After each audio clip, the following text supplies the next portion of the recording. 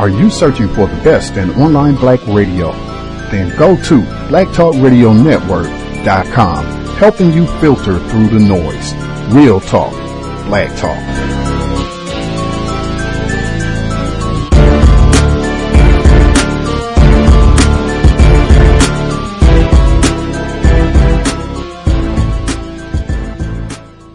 The internet is full of half-truths and all-out lies. We've all seen them, and many people on social media complaining about it. Here's your chance to show and prove. WorldAfropedia.com is a black-owned and operated encyclopedia. There are several thousand articles, but we need help. We can't uncover all the truth ourselves. So please, join us and become a writer, editor, or blogger for WorldAfropedia.com today. Every little bit counts. We owe it to the future generations to put the truth out there. Visit WorldAfropedia.com, the African-centered encyclopedia, a global database of African knowledge for the purpose of bringing about global African wisdom and understanding. WorldAfropedia.com. A couple of formative things happened. I did a film, as I mentioned before, The Last King of Scotland, and had an amazing time doing that film. But the interesting thing on that film was that it was written by Giles Foden, who had grown up in Malawi. And when I read that script, even though people may not think it now immediately, the protagonist of that film is James McAvoy's character, the Scottish doctor. In the script, Idi Amin was very much a supporting character. The fact that Forest Whitaker went on to win Best Actor would have been inconceivable at script stage. Giles, in his novel, wrote his own perspective, quite rightly so. They say to writers, write what you know. Kevin MacDonald directed that film, and like I say, James McAvoy was the protagonist. The sheer force, and I can tell you this because I was there, the sheer force of Forest Whitaker's performance is what meant that film had to be recalibrated in the edit, and the power of the story meant that you cannot think of that film and think of Forest Whitaker as a peripheral character. But at the writing stage of the book and of the script, the perspectives were white, and that baked itself into the nature of the piece. There's nothing wrong with that. Giles Foden isn't racist. Kevin MacDonald isn't racist.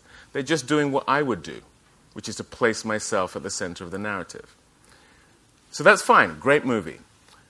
But Forrest came to the fore because there is a world in which Idi Amin is the protagonist. I did another film called The Help. It was a novel written by Catherine Stockett, and Tate Taylor wrote it. Catherine, basically, in that book, was writing about her experiences of growing up in the South and the maids that she had and loved. And you see that in the film. Emma Stone is the lead of that movie. She is the protagonist. In the script, that was very, very clear. When you watch the film, what you come away with, I would argue, is Viola Davis and Octavia Spencer. That was reflected in the accolades they drew. Again, perspective. The filmmakers were white. The lady who wrote it was writing her own experience. That's fine. That's her bias. That's her perspective. I would do the same. But the interesting thing, being part of those two films, is it taught me something. That you can have the same story come at from several different angles. But it's very clear that it's who gets to tell the story that dictates what the story is. While this was all going on, the reason I got cast as the preacher in The Help is because Lee Daniels had cast me as Dr. King in 2010. We made The Help in 2011. I literally got a call from Tate Taylor with him saying, "Oh, you've just been cast as Dr. King. We have a kind of a preachy role in this one. Do you want to come and just practice?" That's literally what he said. So I went and practiced being a preacher. Context of White Supremacy. Gus T Renegade in for another broadcast, hopefully to share constructive information on the system of white supremacy. Today's date, Sunday, October 23rd, 2016. So I have been told.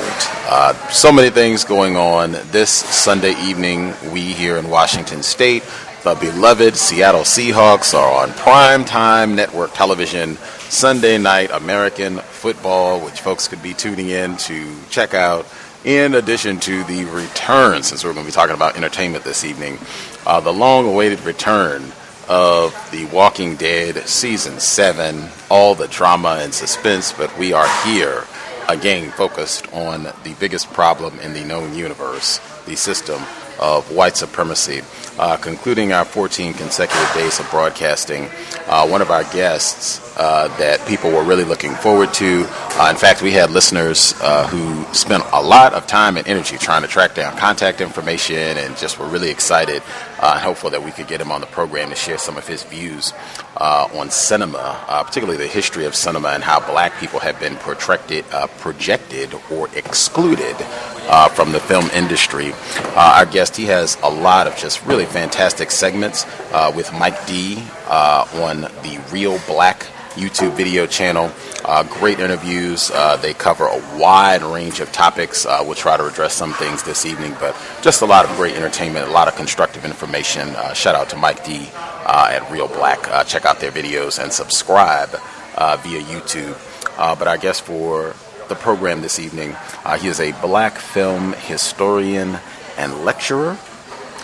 He has invested a lot of time, energy, years really, dissecting how Hollywood uses the power of cinema to reinforce what I say is the white supremacist agenda. I'm sure a lot of folks tuning in excited to hear from him. We'll be glad when we can switch up to hear our guest for the evening. Joining us live, Mr. Charles Woods, a.k.a. The Professor.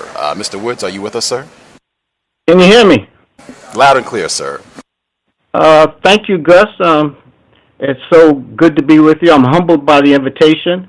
And thanks out, a great shout out to those who told you about what Mike D and Philly is, and along with my collaboration, what we're trying to do with his channel, which is, I think, one of the best channels on YouTube, Real Black.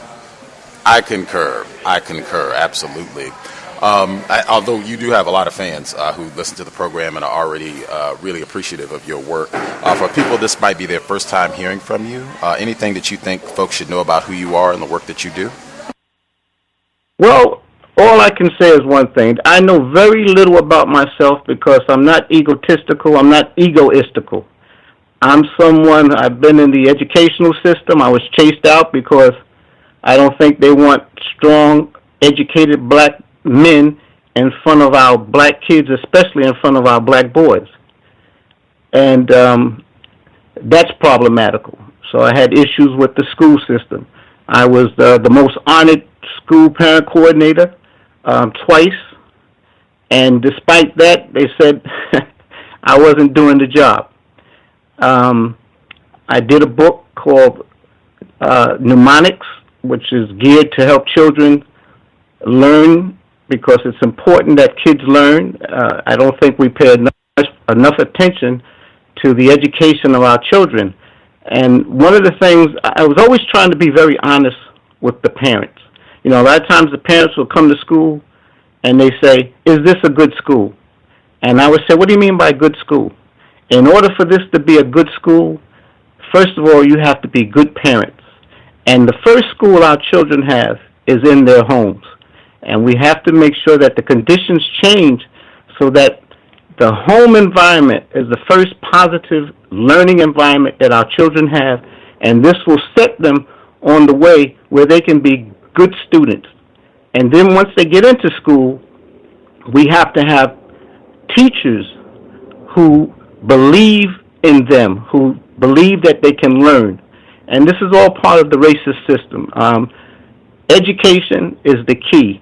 And I learned a long time ago, this is what I try to teach a lot of the parents. You have to teach your children how to read, and once they can read, they have to read to learn. So they learn to read and read to learn. And one thing I can say about me as far as I'm concerned, I am a lifelong learner, and people have to avail themselves of what is available. The technology presents itself where no one should go through this world uneducated. There's so many ways that we can get an education. We have to be careful. We have to know how to look at things. I have a new term I call IQ. We have to have the IQ to be able to see through things, but we have to come to things and be aware that everyone has a bias. And that's what we'll get into, I think, later on during our discussion. Right on. Heard some of that from David Oyelowo at the beginning of the program. We'll get into that later. For folks who have not seen you, you are a black male, is that correct? Black male, yes. Right on. This program, Context of White Supremacy, I have unfortunately concluded that we are in a global system that I call racism, white supremacy. I use those two terms as synonyms, use the same definition for both terms. The definition I use is as follows: a global system of people who classify themselves as white and are dedicated to abusing and or subjugating everyone in the known universe whom they classify as not white. Do you think such a system exists? Do you think that definition is accurate? Well, I look at the term racism as problematical. And I look at it as problematical for one reason. I believe there is only one race. That's the human race. But in terms of how the race as we know it, by that definition, where people have been classified according to racial characteristics, hair type, skin color, this is something that is a 19th century construct. And one of the biggest things that form that construct of judging people racially, the thing that is the most significant factor is color. And so as a consequence of that, we have the prophetic statement that was made by W.E.B. Du Bois that the problem of the 20th century will be the color line. And sadly, as a consequence of the narrative that is controlled by those who dominate the culture, people with white skins, they dominate the culture. And I mean, this is something you probably, you're familiar with from Frances Cress Welsing. She says people with white skin have looked all over the world and they've changed the dialogue. They've changed the narrative where we see ourselves as a minority. People who are people of color see themselves as a minority when globally we are not the minority. People who have white skins are the minority. But they've changed the narrative, they've changed the dialogue, and they've made the image of whiteness, they've glorified it, they've given it a superior status, and we're living under the condition of what we know as white supremacy. Before I get to some of your work as a film historian, I did just want to ask, I already mentioned The Walking Dead that's coming on, one of the most popular television programs on the air. It's been on for 7 years, going into its 7th season on AMC. In my view, the system of white supremacy is run by violence, particularly violence against black people, and that's literal and figurative violence, whether it's the violence in terms of how black people are projected in cinema or real authentic violence, Sandra Bland, Flint, Michigan, poisoning of the water. So there has to be constantly violence. That's why I think a cinema looks the way it does. What do you make of with The Walking Dead specifically? You've had, for a year and a half, people have been waiting for this show that's about to come on in a few minutes to find out which character got their brains bashed out with a baseball bat. What do you make of that sort of content being kind of standard and normalized under the entertainment system that we have currently? Well, I think looking at film, Gus, the tragedy of it is that what we're not only glorifying whiteness, we're glorifying violence, and that's a tragedy. And in terms of who is the subject of violence, one of the things that is problematical and is a constant in literature, in film, is that encoded in the messaging of what images we get, the black man specifically is projected as a beast. So that when you kill him, there's very little remorse. You don't have the same degree of people being upset by it. And it's something that is happening in the media, and it started in film with the Death Wish movies and the Dirty Harry movies. And if you go back and watch those movies, the way they were attempting to eradicate crime, they projected the black man as the criminal, and when you shoot him down, like, make my day, go ahead, I'm going to shoot you down, and it's going to be okay. You go back to the Westerns, it was glorified in the Westerns, the killing of people of color, the Native American, the red man, and the Hispanics, the Mexicans. All of this was glorified in Westerns, and Westerns were your most popular genre. So you just come up, and what you get now is you've had urban Westerns, and then in the films, the TV shows that are on now, a lot of it is nothing but vampirism. It's zombies. It's glorifying the image of killing people. And that's tragic. Necessary, I submit, in the system of white supremacy. Mr. Woods, when did you become interested in seriously studying film, the history of cinema? When did you start doing all of that stuff seriously? I've been doing this for over 60 years. When I grew up, and this is something we're going to discuss in the near future. It's something we have in the can. We just have to add to it. But, Gus, when I grew up in the 50s, television was just a new technology. The early 50s, I was born in 48.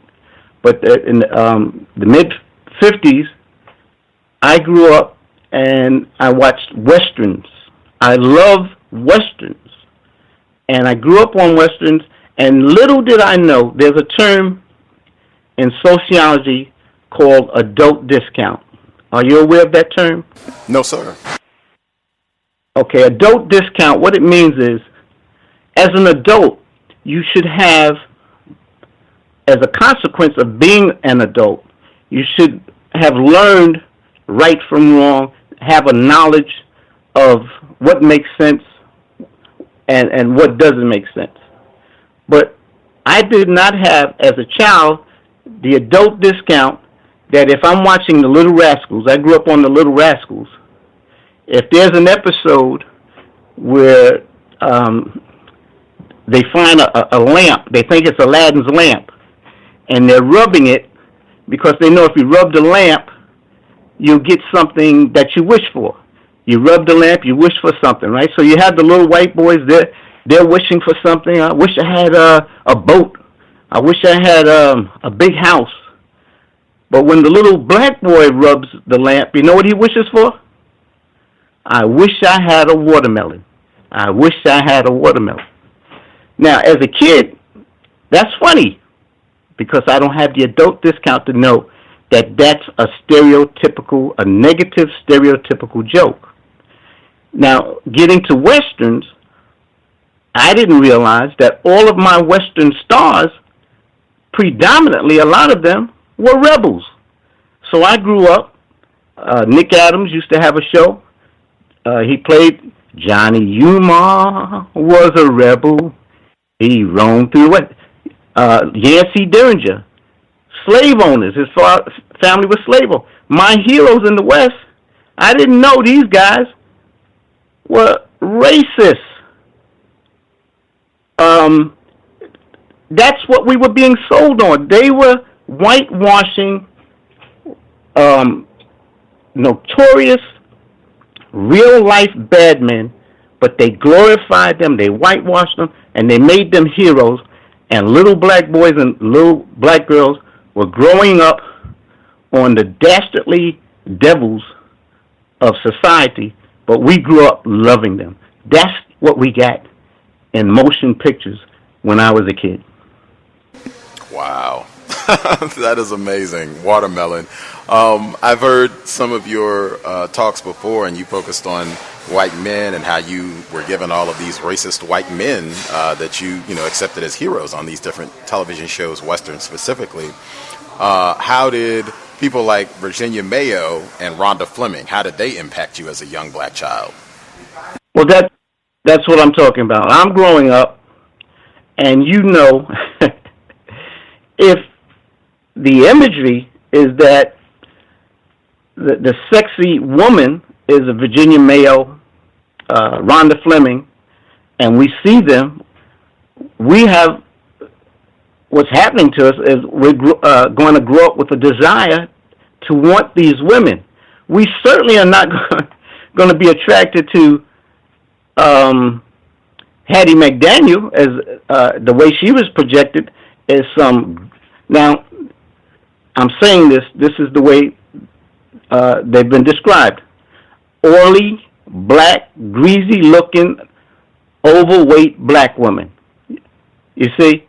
And as far as what the black women had to look at is how are they going to be more attracted to someone who looked like a Stephen Fetchit or Mantan Moreland as opposed to Clark Gable, Tyrone Power. You see, so the images that were projected of us was they want to show blacks as being unattractive, ugly, and nothing desirable by anyone. That's the imagery. That's what we had to grow up with.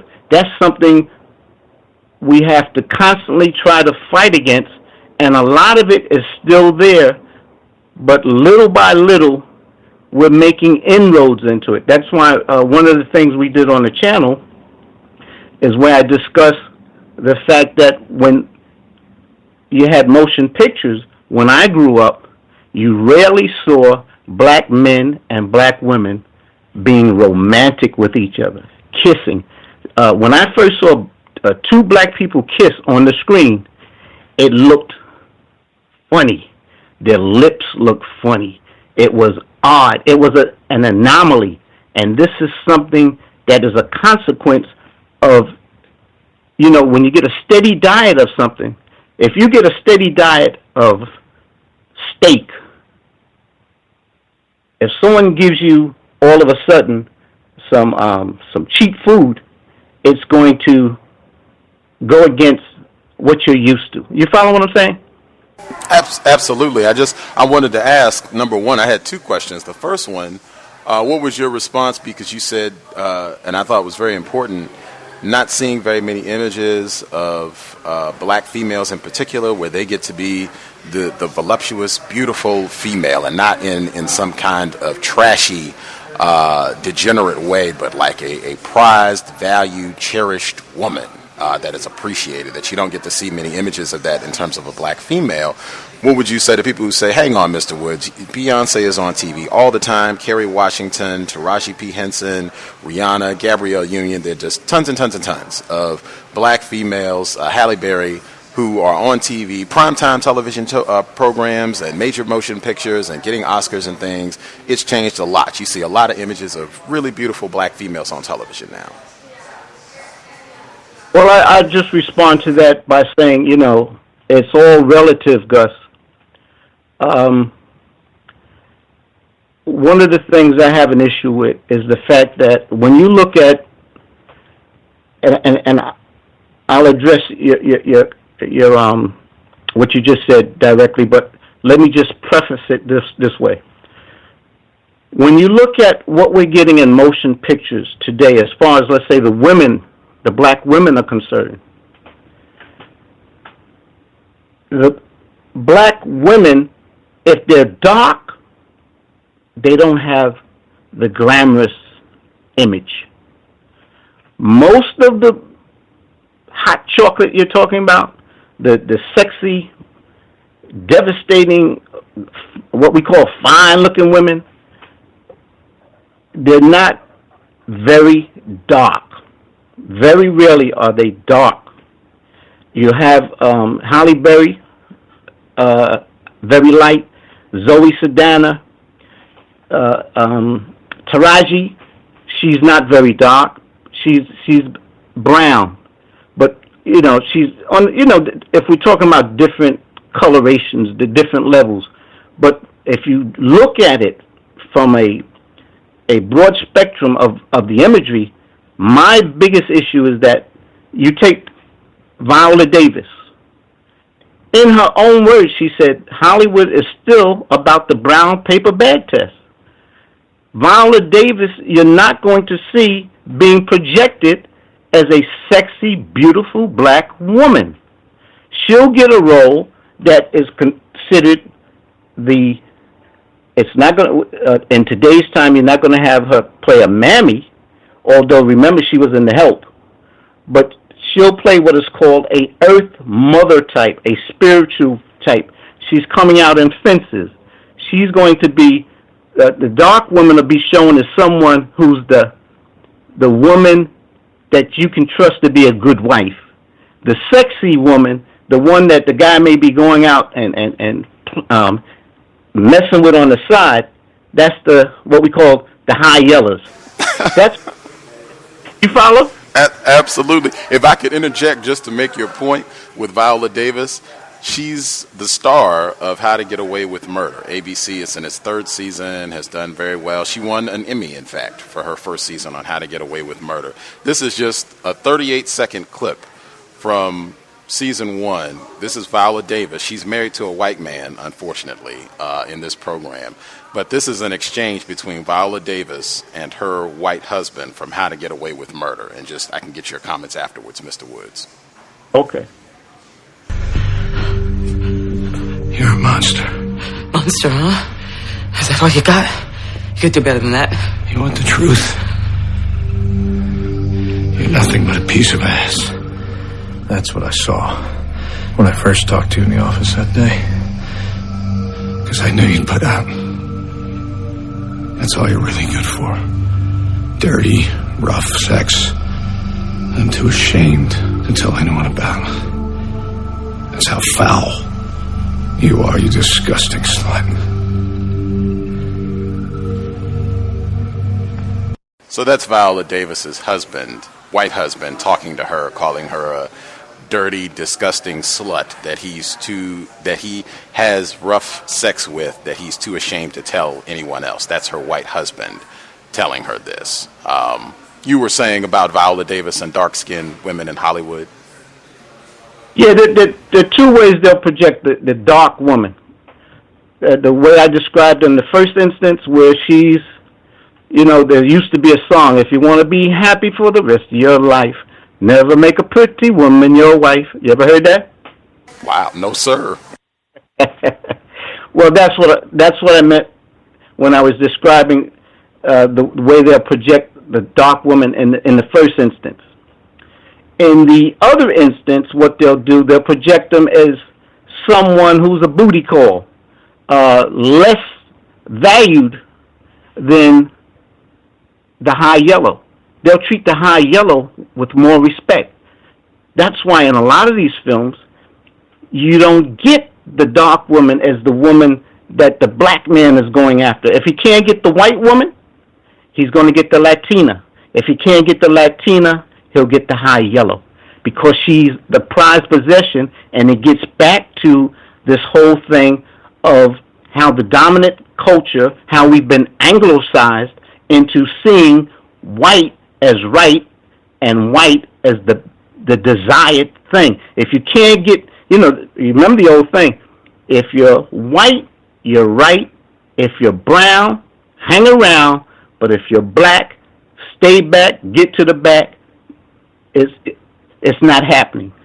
You know, a classic example is the film with Spike Lee. The Spike Lee did with Denzel. They're playing the musician. Mo Better Blues. Mo Better Blues. He ends up with Spike Lee's sister, but the prized possession they went out was the high yellow girl. Remember that? Yes, sir. So that's what you get. The dark woman in film, she's either the earth mommy type, the earth mother type, the mammy type, or the dependable housewife, the woman you could trust to take care of the home, you know. But I'll give you a classic example. You go back to St. Louis Blues, Bessie Smith, 1929. People can look at that. They can go on YouTube. They'll get a clip of it. You see Bessie Smith, this dark-skinned woman. Queen Latifah just did it, but Queen Latifah, she doesn't have the skin coloration of the actual Bessie Smith. But in that film, the same way you had Paul Robeson in Emperor Jones. Emperor Jones, Paul Robeson is leaving a dark-skinned girlfriend. And when he goes out on the road, he falls for this high yellow girl. Bessie Smith's St. Louis Blues, she's the dark-skinned woman who's giving this guy all this money, taking care of him, giving him clothes. But who is he spending his time with? Who is he spending his money, the money he gets from Bessie, who's he giving the high life to? The high yellow. And even they use the term in the movie. Man, that high yellow girl, what she got? That's the imagery, because it's all about getting back to this influence, the impact of the culture we're in, where color plays such a prominent role in how we see what is beautiful and what is not, what is desirable and what is not. Context of white supremacy. I know Dr. Welsing would appreciate that. You, in your earlier response, you touched on how also within what I say is white supremacist dominated Hollywood entertainment, they do not want to show images of black males and black females getting along, being loving, romantic. They really are not interested in projecting those type of images. You said it used to be just the most foreign thing to see a black male kissing a black female on screen, and how strange it looked when you first saw it. And I was thinking even older films like Nothing But a Man, and even a film that you mentioned I saw in one of your talks on Real Black, the film Glass Shield. You even have a loving black relationship there where they're affectionate, they're not arguing and yelling, they're just really taking care of each other. Can you talk about the impact of not seeing that, and then the few times in films where you have seen it, like Nothing But a Man or Glass Shield? Well, Nothing But a Man is one of my favorite films, 1964, Michael Roma. But what's interesting about Nothing But a Man, you know, we're talking about white supremacy, and Nothing But a Man is from the hands of a white director. Absolutely. Okay, so you know, this is something we can get into discussing. The imagery. A lot of times, what's regrettable, Gus, is the fact that a lot of the offensive imagery is not just from the hands of whites. Sadly, we get it from the hands of our own black writers and directors. And, I mean, seeing that relationship in The Glass Shield, that's because of the director, Charlie Burnett. His consciousness. That goes to the point David Oyelowo is talking about. If we're not a part of the process, if we're not in the game, we can't control how the pieces are being moved. And that's really what we need to discuss. How do we find a way to make sure that we're not begging someone to give us the imagery that is respectful of us? The only way we're going to get what I call justice, it's up to just us to do it.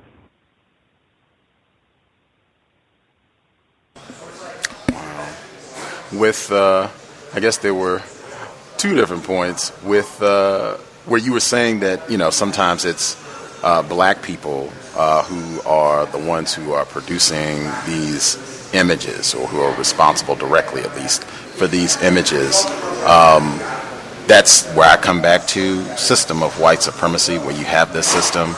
Those non-white people are going to be contaminated with regards to how they think about black people and whatever self-hating, anti-black concepts or views they have about black people.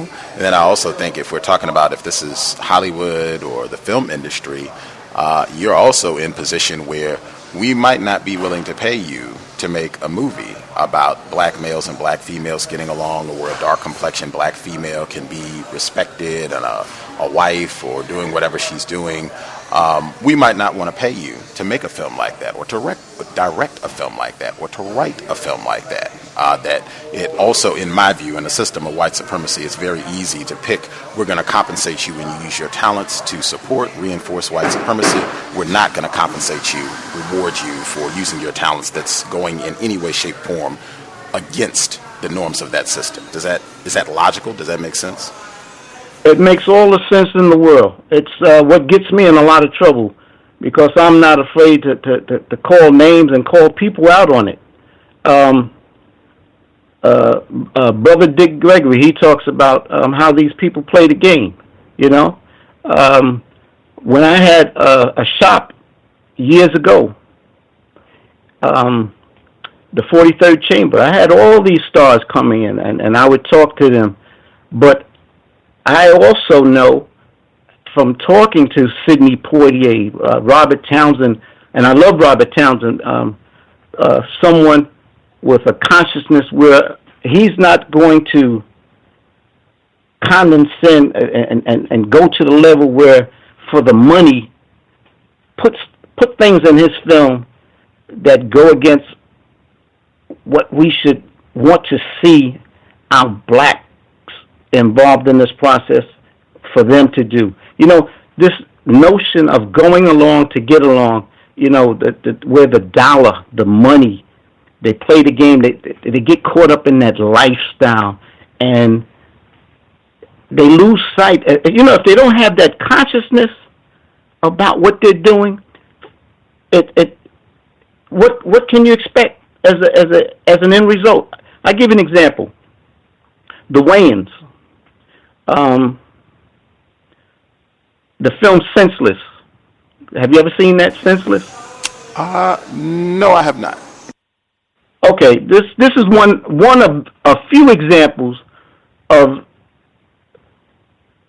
an attempt at comedy at the expense of who we are as how we look, based on this dominant white culture's projection of us, okay? There's a scene in Senseless where the Wayans kid, he's senseless because of all these drugs he's got in his body, and he's not aware of his surroundings. He's at a Knicks game, and he sits down next to Patrick Ewing.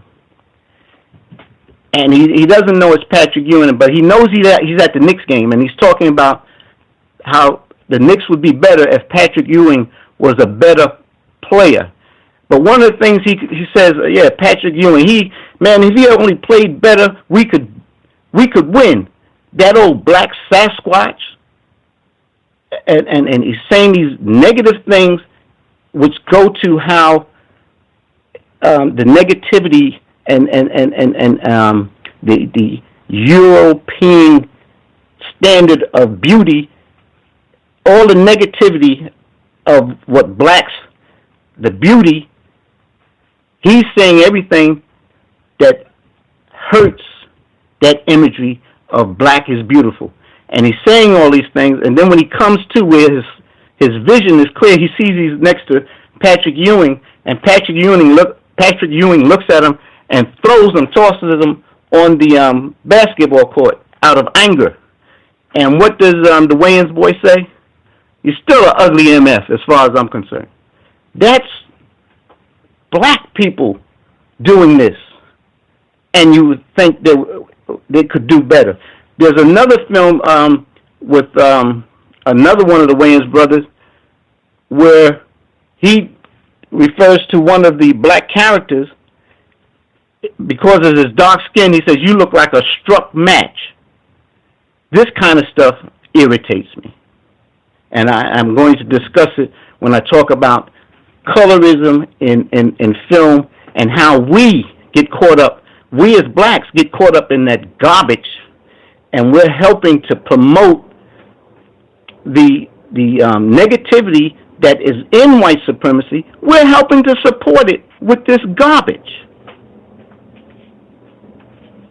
Right on. Do you now, or will you in the future, have any books that analyze, deconstruct television, film in the context of racism, white supremacy? I have out in March of next year 2 books. One is on technology and how to decode the imagery, and I'm working on a monumental book which is going to be a tribute to the Stephen Fetchits, the Ray Turners, the Mantan Moorlands, where I'm going to put a name to the picture. You know, a lot of times in motion pictures, we would see these black actors, but they wouldn't get what is called a screen credit. And I used to say, you know, if you watch a Western movie, they'll give a credit to Gene Autry's horse, Gene Autry and his horse, Champion, Roy Rogers and his horse, Trigger. But they won't tell you who the black guy was. You know, so we'll learn about the horse named Trigger, but you won't know who that black guy was because there was no respect for the black actor. They didn't even want them in the films. You know, for a long time, until they were embarrassed into actually using black actors, for a long time it was whites playing black parts. And when they finally went to using black actors, what they went after were black actors who could look grotesquely in the imagery of how the whites looked when they were playing blacks with the kinky wigs and the protruding lips. And so I have that book, that'll be out late next year. But the one I'm excited about is, a lot of people have been excited about how Mike and I, we've been going over technology. And there's some technology in some recent films, but I'm going to break down what I call pop culture. I call POP, what we know as pop culture, which is short for popular culture. I break it down and I say it's pop culture because the POP stands for patterns or practices that promote offensive propaganda for the perpetuation of privilege and positions of power by the elitists and the oligarchs of the dominant culture. We will be looking for it March 2017, March 2017. Speaking of some of the more recent films, there's been a lot of commentary about both Nate Parker's court dealings as well as his new film, The Birth of a Nation. You've talked about it with Mike D at Real Black. I wanted to ask, what do you make? I have juxtaposed the release of Nate Parker's new project with Sam Greenlee's 1973, The Spook Who Sat by the Door. Both of these films deal with counter-violence, black people responding to white supremacy with counter-violence against racists. I've contrasted those two films, and particularly the way both films, the release of the films was kind of sabotaged, and they run in theaters. Sam Greenlee has talked about that, how his film was harassed and didn't get a good play, and it looks like the same thing could be happening with Nate Parker's project. What do you make of that comparison? Well, it's almost, okay, you have to look at it on different levels, Gus. When I did commentary on Birth of a Nation on Mike's channel, Real Black, you don't know. I was attacked. I was called a coon, undercover coon, and everything, where you have the trolls come out and say, what's up with this brother? What are you looking for? The perfect film? If he wants the perfect film, let him make his own movie. But here's the thing. And I'm not making excuses, but on that particular day, I will be honestly forthright and say, I think I wasn't very clear in conveying what I've coined as a term I called circumscribed historicity. And what I was judging Birth of a Nation on, having seen it, was based on that terms. What I mean by circumscribed historicity is that when we get motion pictures with black folk, for the most part, you're getting biopics. You had Race about Jesse Owens. You're getting Selma about Martin Luther King. You get even the film where Morgan Freeman played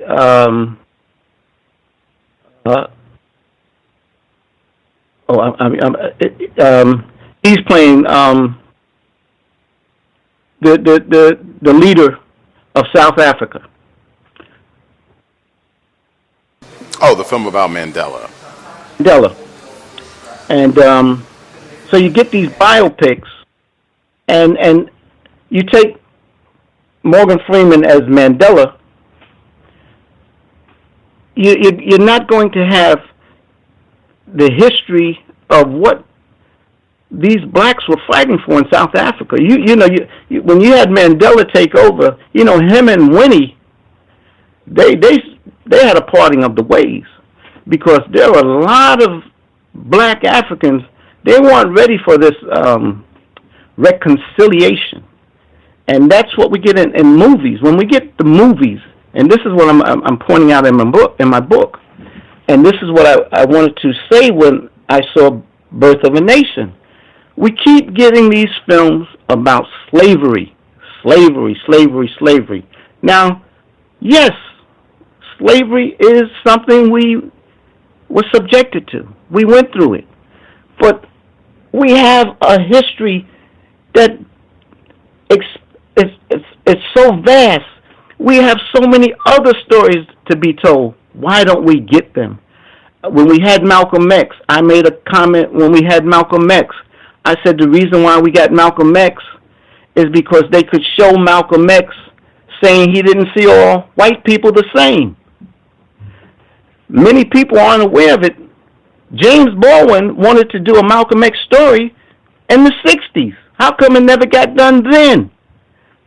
When it's decided by the status quo dominant culture to give the green light to something, there has to be a caveat where when it comes out, it doesn't have a subversive message. And that's the point I wanted to make.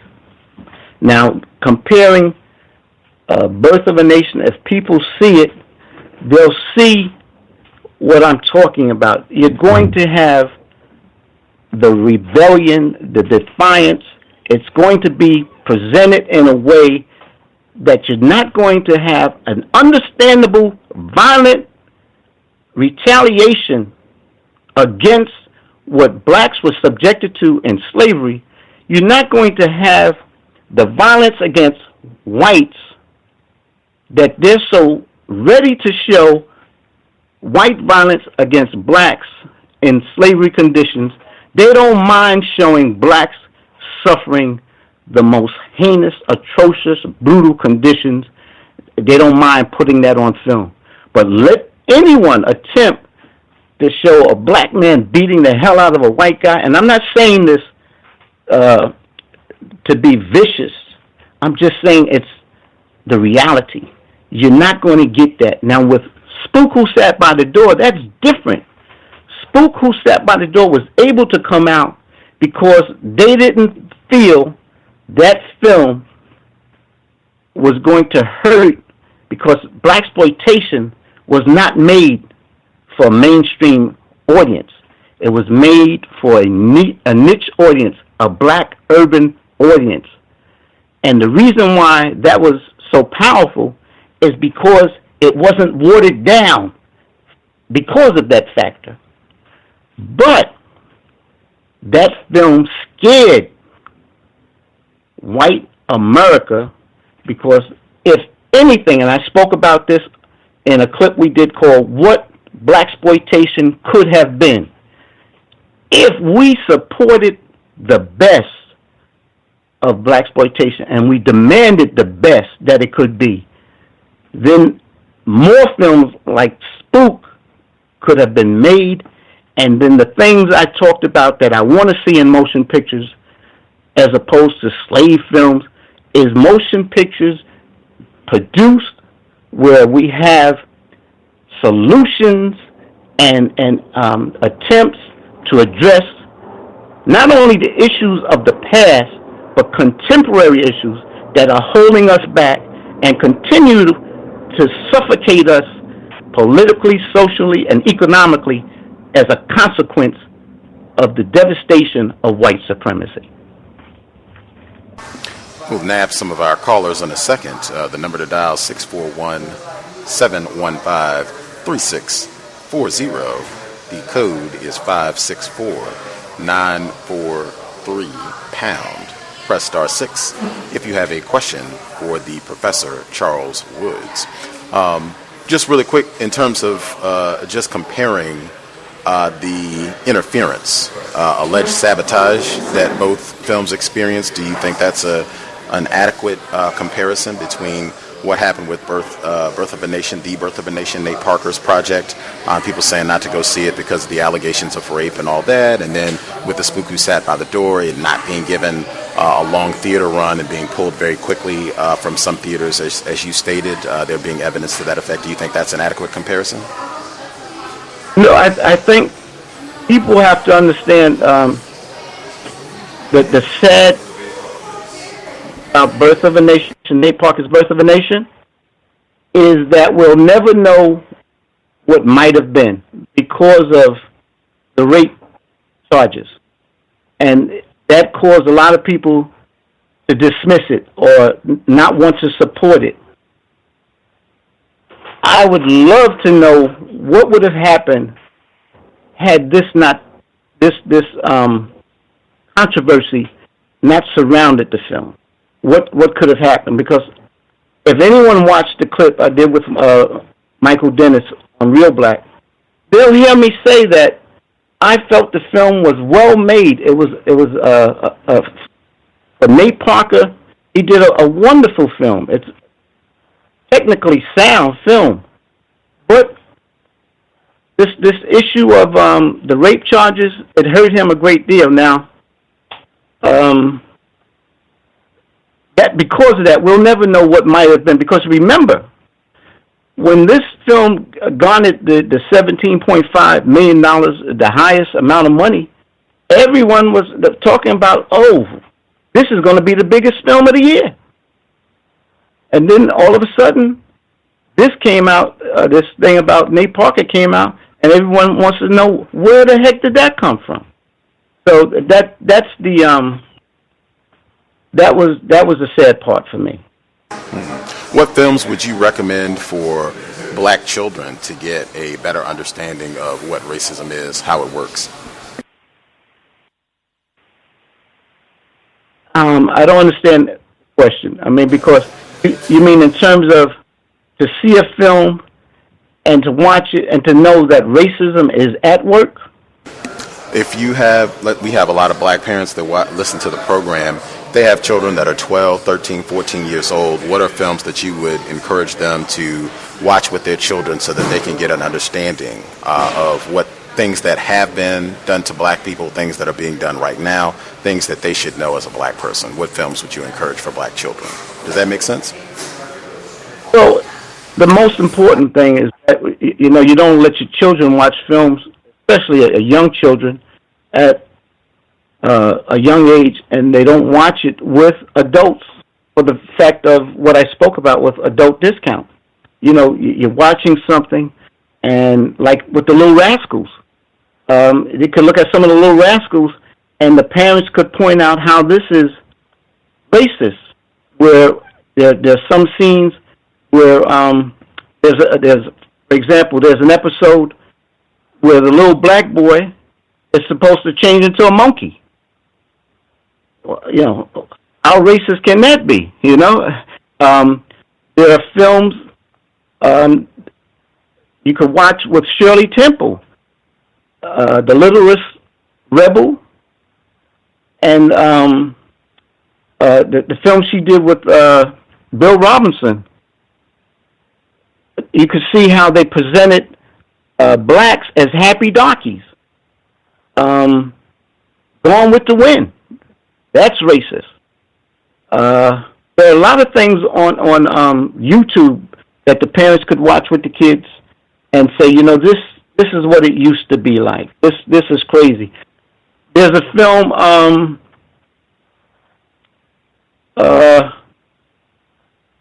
Stand Up and Fight, 1939.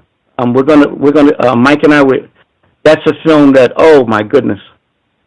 If they can order that some way and look at that's such a deplorable film. But if they want to see a film on YouTube while it's still on YouTube, they can watch a film called So Red the Rose, and they can see how blacks were presented in slavery times as some happy darkies, and when they made an attempt to rebel, how that was squashed, where some white woman is going to tell the black rebel, look how good we've been to you. You know, more or less what they wanted to project slavery as something that helped elevate the status of blacks who came from Africa. You know, there's this history they want to present that slavery was actually a way of civilizing the African. Wow. We had a few folks that called in with questions. I wanted to toss out just a few films or TV shows and just get your thoughts, quick 60 seconds of your thoughts, throw out a couple films, and then I'll get to some of the folks who dialed in. Did you see Ernest Dickerson's Surviving the Game? A long time ago, yes. Okay. 60 seconds to give your thoughts on that one, if you remember it? Basically, Surviving the Game is like another iteration of there was a film that was made a number of times where if I remember correctly, Surviving the Game, where you have these people, they're like running to keep from being killed. And I forget the title of the early films that did this whole thing. Even Jean-Claude Van Damme made a film very similar, where they in the early part of it they're killing all these homeless people, and that's the thing where they're using poor people or people they find that they feel have no one to care for them or wonder where they're at. They're using them as animals, just bait. You know, like you go hunt. It's a hunt, and that was what that was about. And that was, it was tragic. But I didn't particularly. The film, when I saw it, it was entertaining. But that's the whole thing, where they find some way to make killing, they glorify it, they make it entertainment. And that's the nature of this society. Okay. Let's see. The next one, Hurry Sundown, came out in 1967. Diane Carroll, did you see that one? Yeah, Hurry Sundown was, one of the early films to show what I said. One of the first films where you would see a black man and a black woman kissing. It was Diane Carroll and Robert Hooks. And what they did with that film is you had Robert Hooks and Diane Carroll. They were the love interest, the black love interest, and they're going to team up with some poor whites, team up to fight to keep this land from some white folks who wanted to get the land. And you had the veteran actress Bea Richards was also in that. She played like the mammy type. But this typical films that came out where you had they made an attempt to show blacks, and when they would show blacks, they would have these validating whites who were working with them to help better the conditions. So it wasn't just the blacks demanding that their conditions be improved and safeguarded, but they had the validating white alliance in that film as well. Last one before I get to some of our callers. The Boondocks, Aaron Magruder's animated series. Four seasons it was on. What were your thoughts on the Boondocks? I never watched the Boondocks. I used to see some of the cartoons, and I loved his humor. He was a satirist. He was very conscionable. I think a lot of his work is problematical for the powers that be. Here's a brother, I think, from my understanding, he's someone, because of his politics and his consciousness, I think he got, this gets him into a lot of trouble. And that goes to the issue of what they want out there in terms of imagery and projection. They don't want anything that's smart and sassy and that they can consider subversive. Right on. We will get to the phone line. Number again, 641-715-3640. The code is 564943#. Press star 6 if you have a question for the Professor, Charles Woods. M1, did you have a question? You should be with us, sir. Oh, hey, good evening. Hey, Mr. Woods, I just want to say as well as Gus, I just want to say, Mr. Woods, it is good hearing your voice. Again, I mean, I go back to the 43rd chamber with this gentleman. I mean, I can tell you all kinds of discussions we had. The 3D effect in particular, he should know what that is. If you're talking about the 43rd chamber, oh my God, didn't we have some great days there? Yes, we did. But you could tell the people every now and again who would walk in. Among other people, Tarantino, Paul Mooney, yes. Certain martial arts masters. Yes. All kinds of people. Now, would you say another way that racism is practiced is,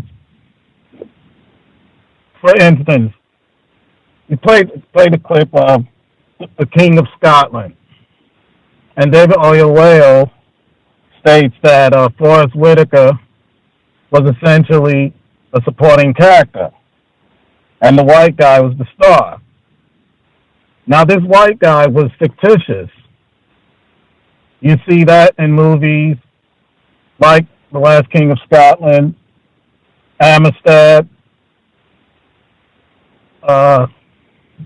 Men of Honor, where these fictitious white characters are invented and the black people who are supposedly the main subject end up becoming fictitious. That's even happening in the Bruce Lee movie, where the white guy is. We have a lot of people who dialed in. If you could kind of get to your question? Yeah, I just want to say, do you believe that inventing white characters and in supporting stories on black people is an act of racism? Yes, it is. And it's what I call the dilution solution. It's all about, they're telling us that black doesn't sell. And in order for it to sell, we have to put some milk into this coffee, the cafe au lait solution. Classic example is this last thing that was done on Miles Davis. That was a travesty. But the whole thing is they have to bring the white guy in. Mario Van Peebles spoke about it when he did Posse. They have to bring the white guy, and we got to be able to sell it. Danny Glover wanted to do Bass Reeves. Where's the white guy? Where's the white guy? And this is what David Oyelowo is talking about. You know, in English, your kids, they learn what a sentence is.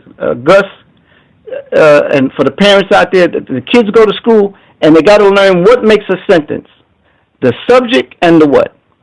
And the predicate. That's the two main parts of a sentence. Well, when it comes to motion pictures, the dominant society, they're the subject and they control the predicate. In a sentence, the predicate talks about the subject. He who pays the piper calls the tune. People just got to realize that this is their world. They don't give a doggone bit. They don't care about us. The only reason why we're getting any films out there where we're having more prominence is because of people power. We watch a lot of TV. We watch more TV than anyone else. We account for a large percentage of the movie-going audience. So out of concern for respecting the demographics, they play to that. But they want to make sure that they put a product out there that they still feel the most important person in the world, the most dynamic segment of the movie-going population that they want to appeal to is the white audience.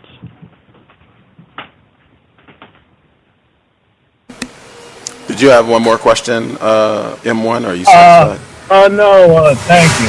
And I apologize for reminiscing. It's just I hadn't seen this or heard from this man for a long time. But thank you. No apologies needed. Thomas in New York, did you have a question for the professor, Charles Woods? Can I be heard? Yes, sir. Yes, I do have. I have three very quick questions. Hopefully, I can get them in.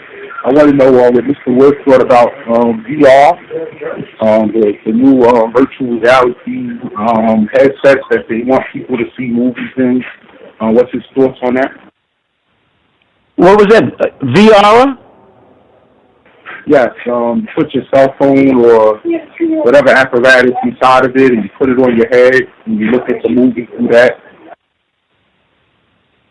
Here's what I would suggest a lot of people do. We just did a thing on Mike's channel. We did a thing, the technology of Trump. And what's very important is that last part where we have a character from Network. It's going to tell you, watch out for this technology. You know, you go on a bus. I wanted to get this lady's attention the other day. I said, "Excuse me, miss." She didn't hear me. Why? Her ears are plugged up. Everyone's plugged up.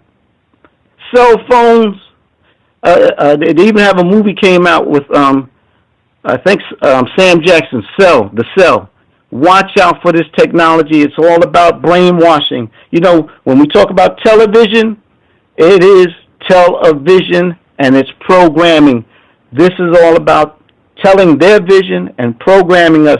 And what they're doing with the technology is looking for more and more ways to commercialize how they get the product out, because people are not buying records and books and DVDs the way they used to. You know, now you just can't go to store and find stores that are selling these things.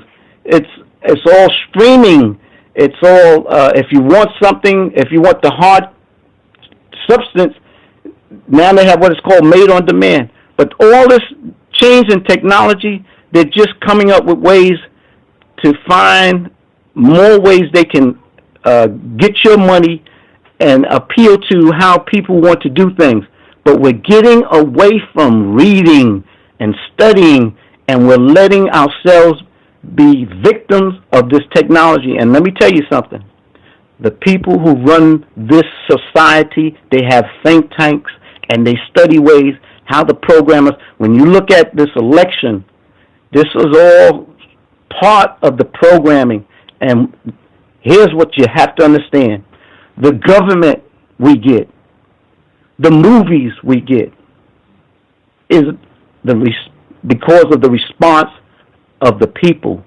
If you want good government, you have to have smart, civic-minded people. If you want good black movies, you have to have good audiences, good in the sense where you have to demand it and support it.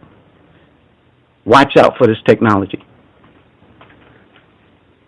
My second question was, what was your thoughts on reality TV? Reality TV? Did you say reality TV? Yes. Reality TV. What reality TV did is it eliminated a lot of your writers, people who can make money and write dramas and things of substance. This reality TV is like Jerry Springer helped start all this crap, where we're looking at things that cater and play to the lowest denominator. This is showing people in their most idiotic, inane possibilities, and it's tragic. We don't need our children to watch this garbage and think it's fun. This is reality TV is when you see the news and our black men are being shot down and nothing is being done about it. That's the reality we need to change. Oh, thank you, and thanks for letting me get my questions in. This is my last question. What about the black superheroes? I'm noticing that you went from having none to now they have the Black Panther and they have Luke Cage, and I hear DC is coming out with the black hero soon. What's your thoughts on that? And I'll mute my line. Thanks. Well, here's the thing.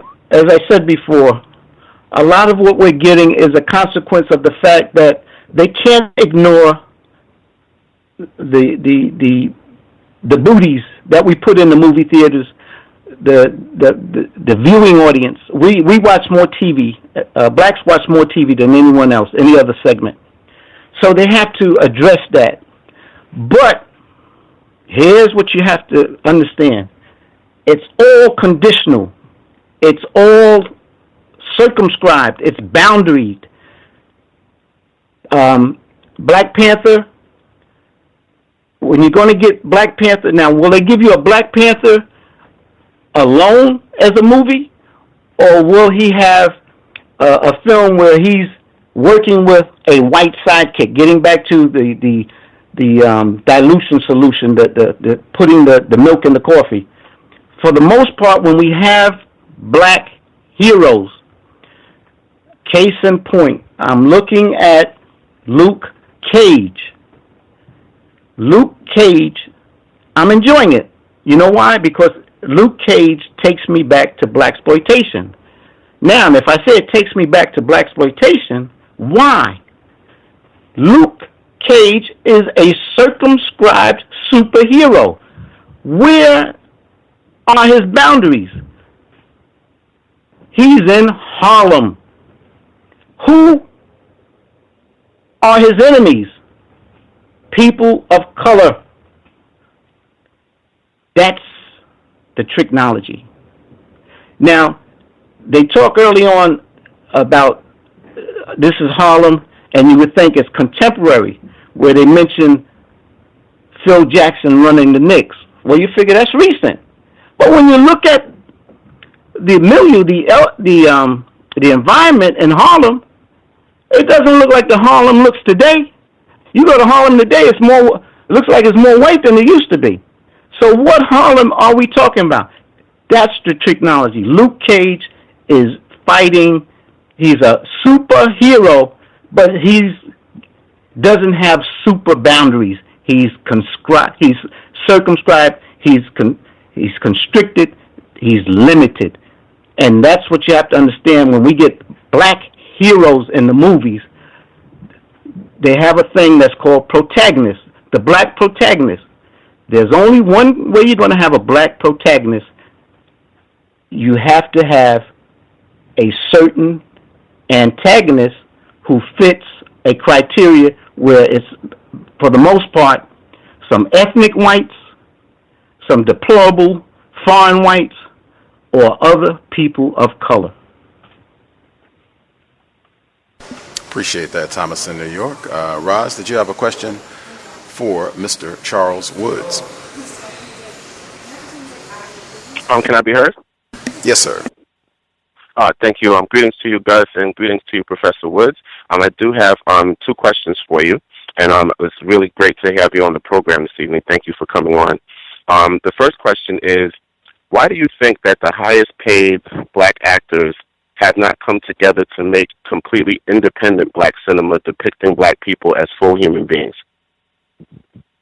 I spoke about this when we did the Oscars So White. It's a tragedy. We have the wherewithal in the billions. Everyone else, all groups can come together and form something that addresses their culture, their needs, and their humanity. We can't do it. And the reason why we can't do it, because we're brainwashed. We are so anglicized. There is no such thing as a black man in America. I call them new beings, black no mores, and Negroes, which is to me short for NEW. GROWTH, a new growth. We are a different people because we've been denied our true identity. We have an identity crisis. We have been denied our culture. And a people without an identity, a people without a culture, they're not going to be about anything else. They're going to be about this culture. That's what they're so busy trying to be what they're not. That's what it's all about. You follow what I'm saying? That's the tragedy. And we have the money. But the thing is, and I can tell you, there are a lot of reasons why they can't come together, because it gets back to the issues that separate us. Let me say this right quick. Birth of a Nation, Nate Parker. Same thing they're going to attack. One of the factors they're going to attack Nate Parker for and say he can't really make a definitive black film is the same thing they'll say about Sidney Poitier, Harry Belafonte, Byron Allen, even David Oyelowo. They're going to say, well, how black can they be? Or how black can the message be when you look at who these people are married to? Now, this comes up, and this is something that has to be discussed. It has to be a part of the discussion, and that's the reality.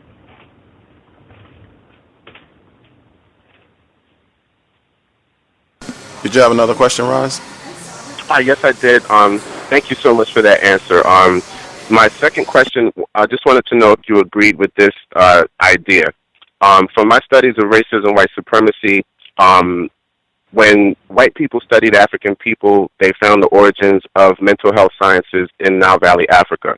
And they understood that, our ancestors understood that the human brain thinks in pictures, which was why they used hieroglyphics in the first place as the form of writing at that time.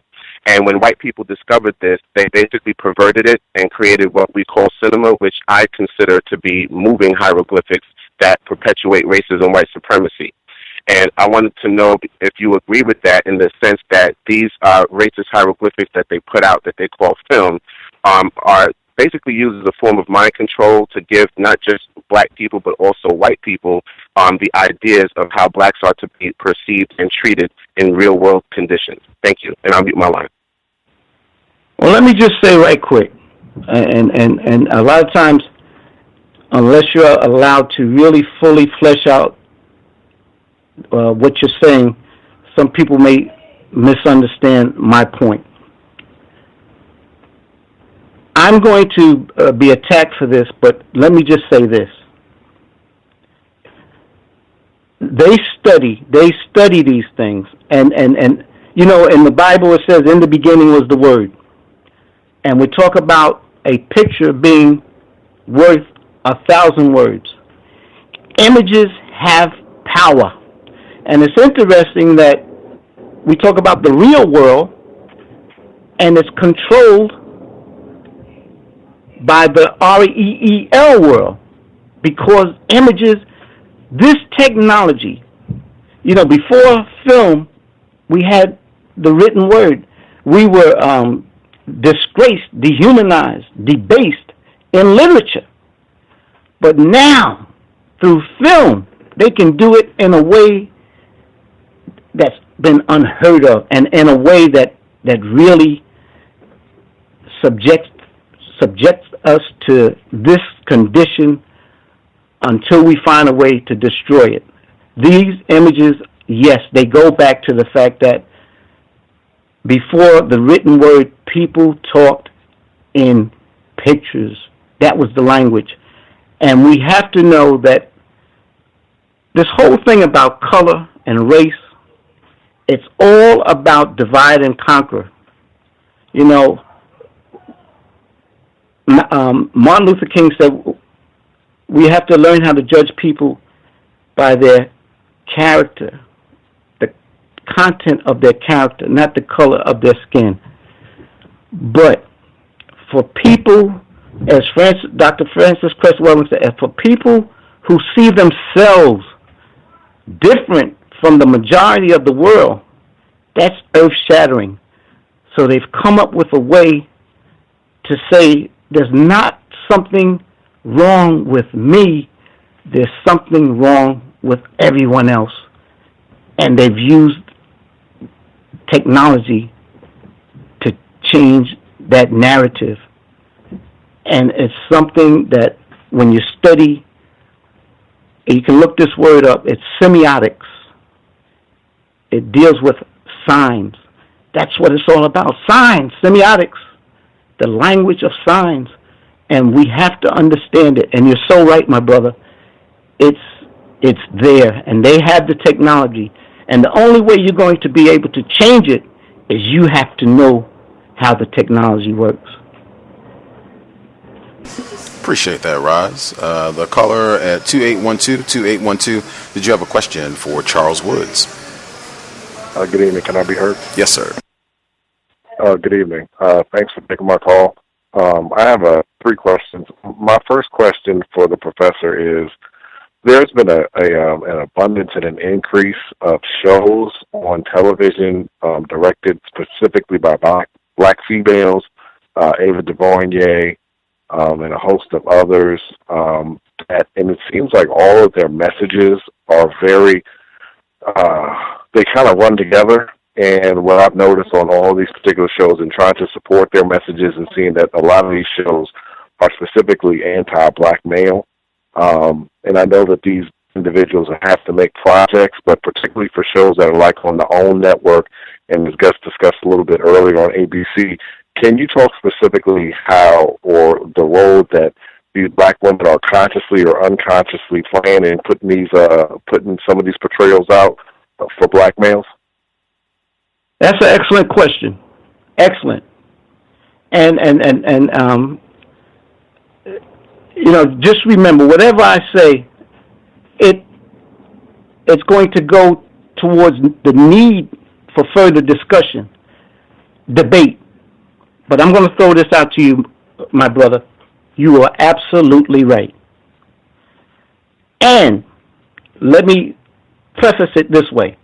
I went to see Queen of Cotway, and sitting next to me was a black woman. And she said, "Did you see Queen Sugar yet?" I said, "No, I haven't, but I need to see it because it's part of the ability to analyze something. You have to view it." She said, "Well, I have some problems with it." I said, "What is that?" "I don't like the way the men are projected. There seems to be something wrong with all of the black men in it." Now, own is Oprah Winfrey. Oprah Winfrey was part of The Color Purple. When The Color Purple came out, black men were raising hell because a lot of your novels were popular. The black women were doing more reading than the black men, and they was waiting to exhale films. Black men were up in arms. "Oh, here they go, another thing, another film with their black male bashing." Now, I looked at some of the Queen Sugar, and I'm looking at the brother who he's incarcerated. Now, I know Ava DuVernay, she does her thing 13. She's very much into how incarceration has really decimated the black male population. But I'm looking and I'm saying, my goodness, the black basketball player, he's cheating on his wife with a prostitute. The brother is incarcerated. The one decent-looking black guy in there is this light-skinned brother who's Dondre Whitfield. And I'm saying, why couldn't they make him the incarcerated brother and have the darker brother be the more positive? But there are issues, and it just continues. But here's what I think the point that has to be made is this. For too long, you'll have a lot of women, black and white, say, what we've got in film was the black male gaze, images of women from the black, from the male's perspective, where they've been objectified and whatnot. So now, when women, the Sandra Rhimes and Ava DuVernay, when they have their turn, well, of course you're going to have their schema, their perspective, and we're going to have to live with their view on things. But that's what we're getting. That imagery is there. It's there, and as you see it as a problem, that's because, as David Oyelowo say, we each bring our own subjectivity to whatever we watch. We all bring our own particular gaze. And I have my gaze, you have yours. But I think there's always going to be this discussion where something is going to upset some people, it's not going to bother others, and then there's going to be debate one way or the other. But that's the reality. Yes, sir. Okay. The second question was how, and I'm going to give an example of a director, Reginald. I'm sure you're familiar with Reginald Hudlin. His first couple films, I enjoyed them, particularly Boomerang and House Party. I know they were both comedies, but House Party I just thought was very well done. And Boomerang I thought was a good depiction, even though you did have some of the colorism in it of African Americans and people attempting to have positive relationships. Can you just talk about, in your professional opinion, how these directors go from, in their early days, the Boomerangs and the House Parties, to where now Reginald Hudlin was involved, and I'm sure that you're aware, with Quentin Tarantino in doing Django. How, just if you could just talk briefly about some of the decisions they have to make aside from the money, how they lose their independence, some of the creative choices that they're forced to make.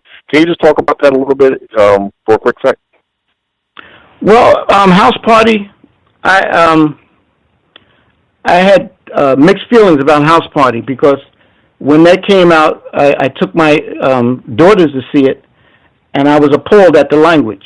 I didn't like the language with the rappers in it, where they were using this profane language. That I felt that could have been a little more subdued. But in terms of here's what I'm pointing out in my book. When you have the black directors and the Hudlins, they're very talented, very smart guys. I knew them from back in the day. They used to come to me. They needed footage and stuff like this. But going to Hollywood, all art is ideological. So what I'm pointing out is, when it comes to making a film, once again, you have what you put on the page, your point of view, your ideology, but when the gatekeepers decide what they're going to fund, there have to be certain changes made. And when it comes to black films, what gets greenlighted far too often are your comedies and your musicals. And so your strong messaging, that gets diluted. So rather than the ideology, you get what I call the ideology. I have to deal with the ideology of the gatekeepers. And so, good, better, and different, you're going to get a lot less of what we want to see from a positive perspective as we as blacks, and you're going to get more of what mainstream people feel blacks are all about. And you're going to get that colorism also, where, once again, Halle Berry in Boomerang, she's the one that Eddie ends up loving, if I'm not mistaken, because if I remember correctly. But that's what happens with film. Film, for the most part, it's not about pleasing black folk. It's about putting something out there that's going to continue the status quo. And the only way we're going to get film that's about us, we have to take charge. We have to be in control. And if we're in control, then we can have the diversity. You know, it doesn't have to be all what we consider positive. Because I like some humor, I like some comedy, but it can be more realistic, more dimensional, and that's what's important. Hang tight, sir. I know you said you had another question. I'm just trying to get through as many of our callers as we can. The caller at 9769, and thank you folks for not speechifying today and just getting right to your question. 9769. Hello, can I be heard? Yes, sir. Good evening, Gus and Mr. Woods. Mr. Woods, what are your thoughts on the indie movie Moonlight, where the main character is a gay black male?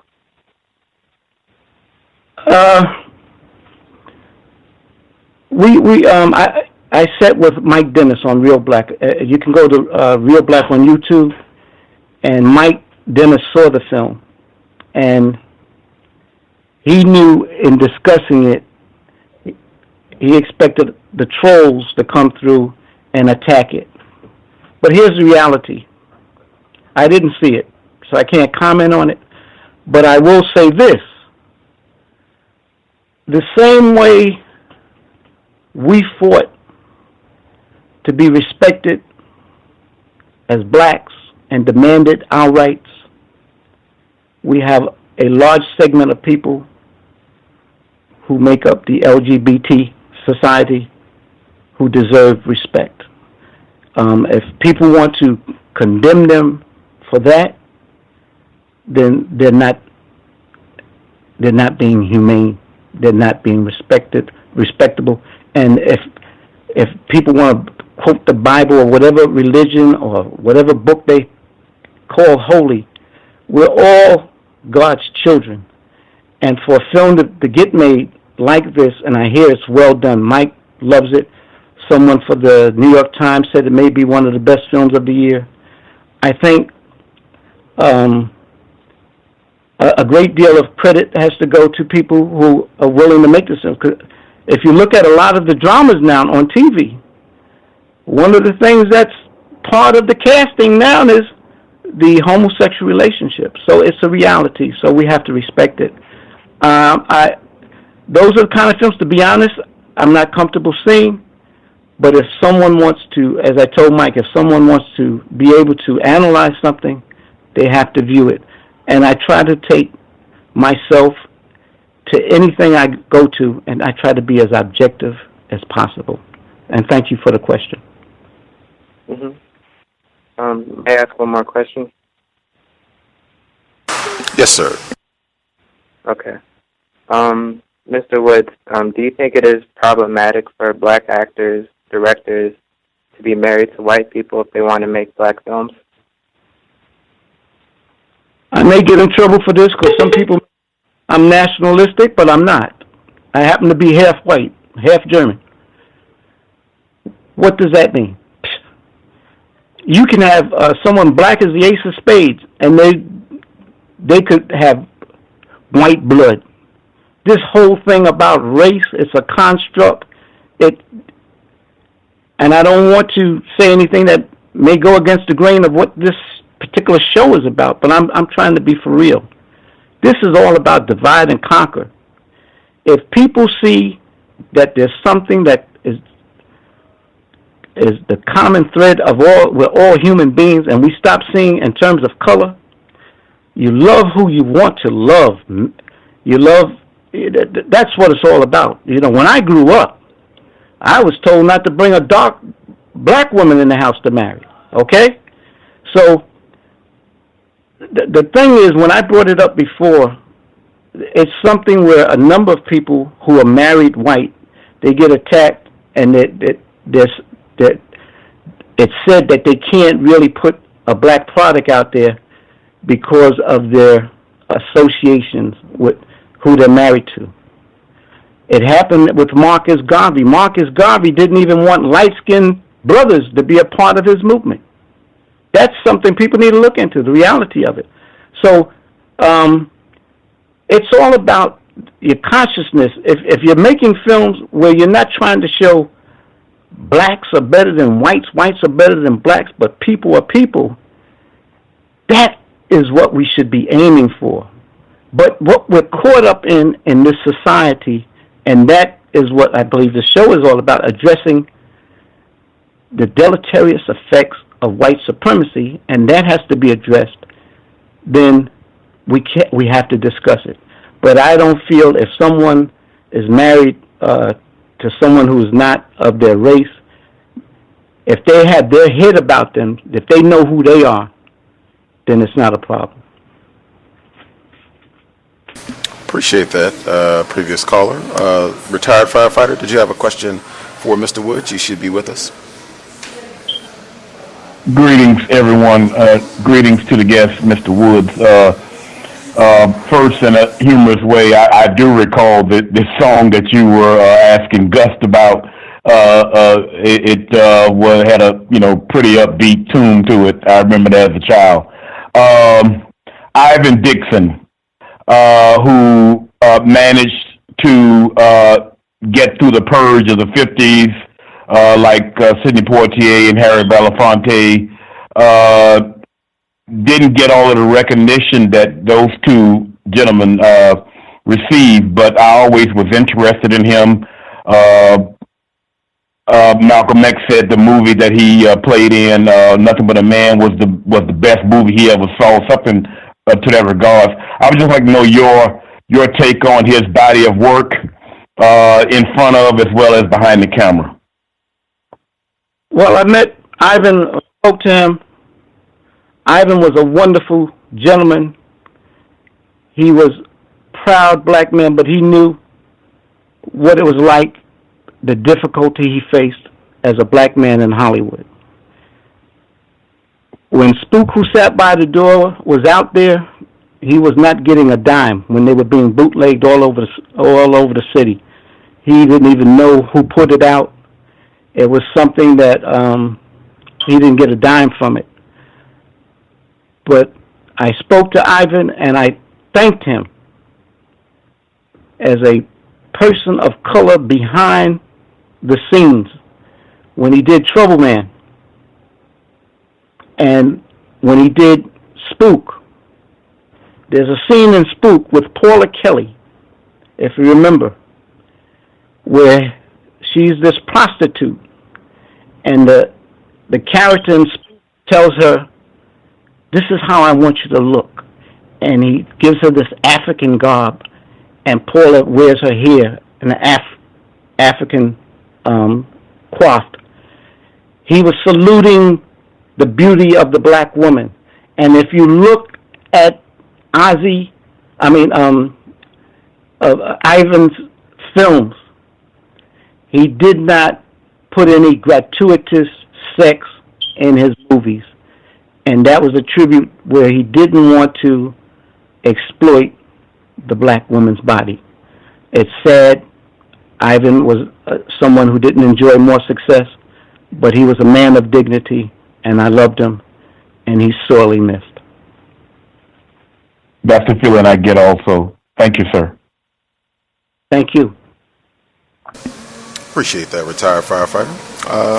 The caller at 5771. 5771. Did you have a question for Mr. Woods? Can I be heard? Yes, sir. Greetings, Gus. Greetings, Mr. Woods. Greetings. You were having a conversation during the conversation earlier. You were talking about blacks, black love stories on the screen. It brought me back to an interview that I read about Theodore Witcher and why he never got a film. Now, just a reminder, Theodore Witcher was the writer and director of a 1997 movie called Love Jones, which I thought was one of the more recent authentically black films because it didn't have any white cast members. It didn't pathologize a lot of, black issues. I mean, it did have relationship issues, but it didn't pathologize all of them. And it was a very authentic love story. But, he got blackballed after that. He never got a film after that. So I wanted to get your comment on how, a director can go from a film, which is actually, a pretty decent film, to, being his only film that he's made in in his entire repertoire. Love Jones was a beautiful film, a film that celebrated the art of the human word, but it also spoke about black man, black woman relationships. Here's the thing. Black folk, they cry all the time. We want this, we want that. And as I said earlier, if you want good films, you need good audiences. Queen of Cotway came out. No one went to see it. Good, bad, or indifferent, whatever issues you had with Birth of a Nation, people could have gone to see it. No one went to see Love Jones. Love Jones is a cult favorite.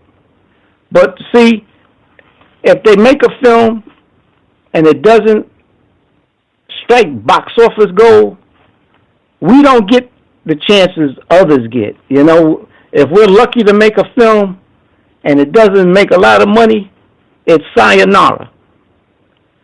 And that was the tragedy of this gentleman.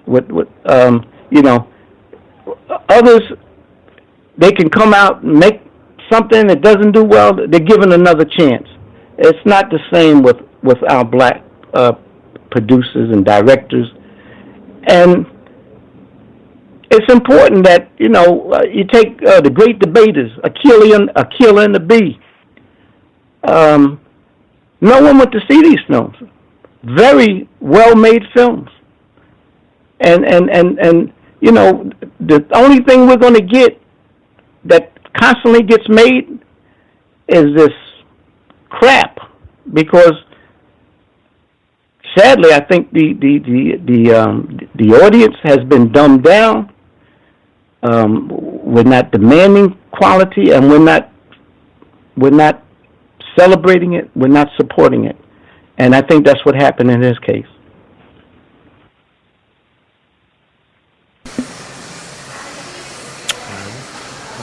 Assume that answers your question, sir.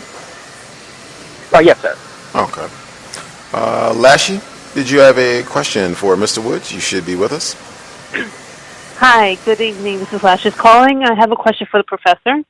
Can you speak a bit about whether or not back in the 1910s, 20s, or 30s, what we call race films, if those black directors depicted black people in any form of dignified light? Is my first question. Well, what happened with the race films, they went through different permutations. You had William Forster with The Railroad Porter. He wanted to do black films for the prospect of making money with the new technology. With the Johnson brothers, when they formed the Lincoln Motion Picture Company, it was about social uplift.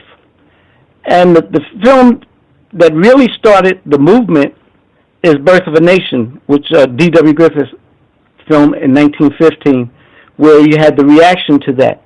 And you had Emmett J. Scott, the secretary of Booker T. Washington. He did a film which was called The Birth of a Race, but all kind of things happened. Money ran out.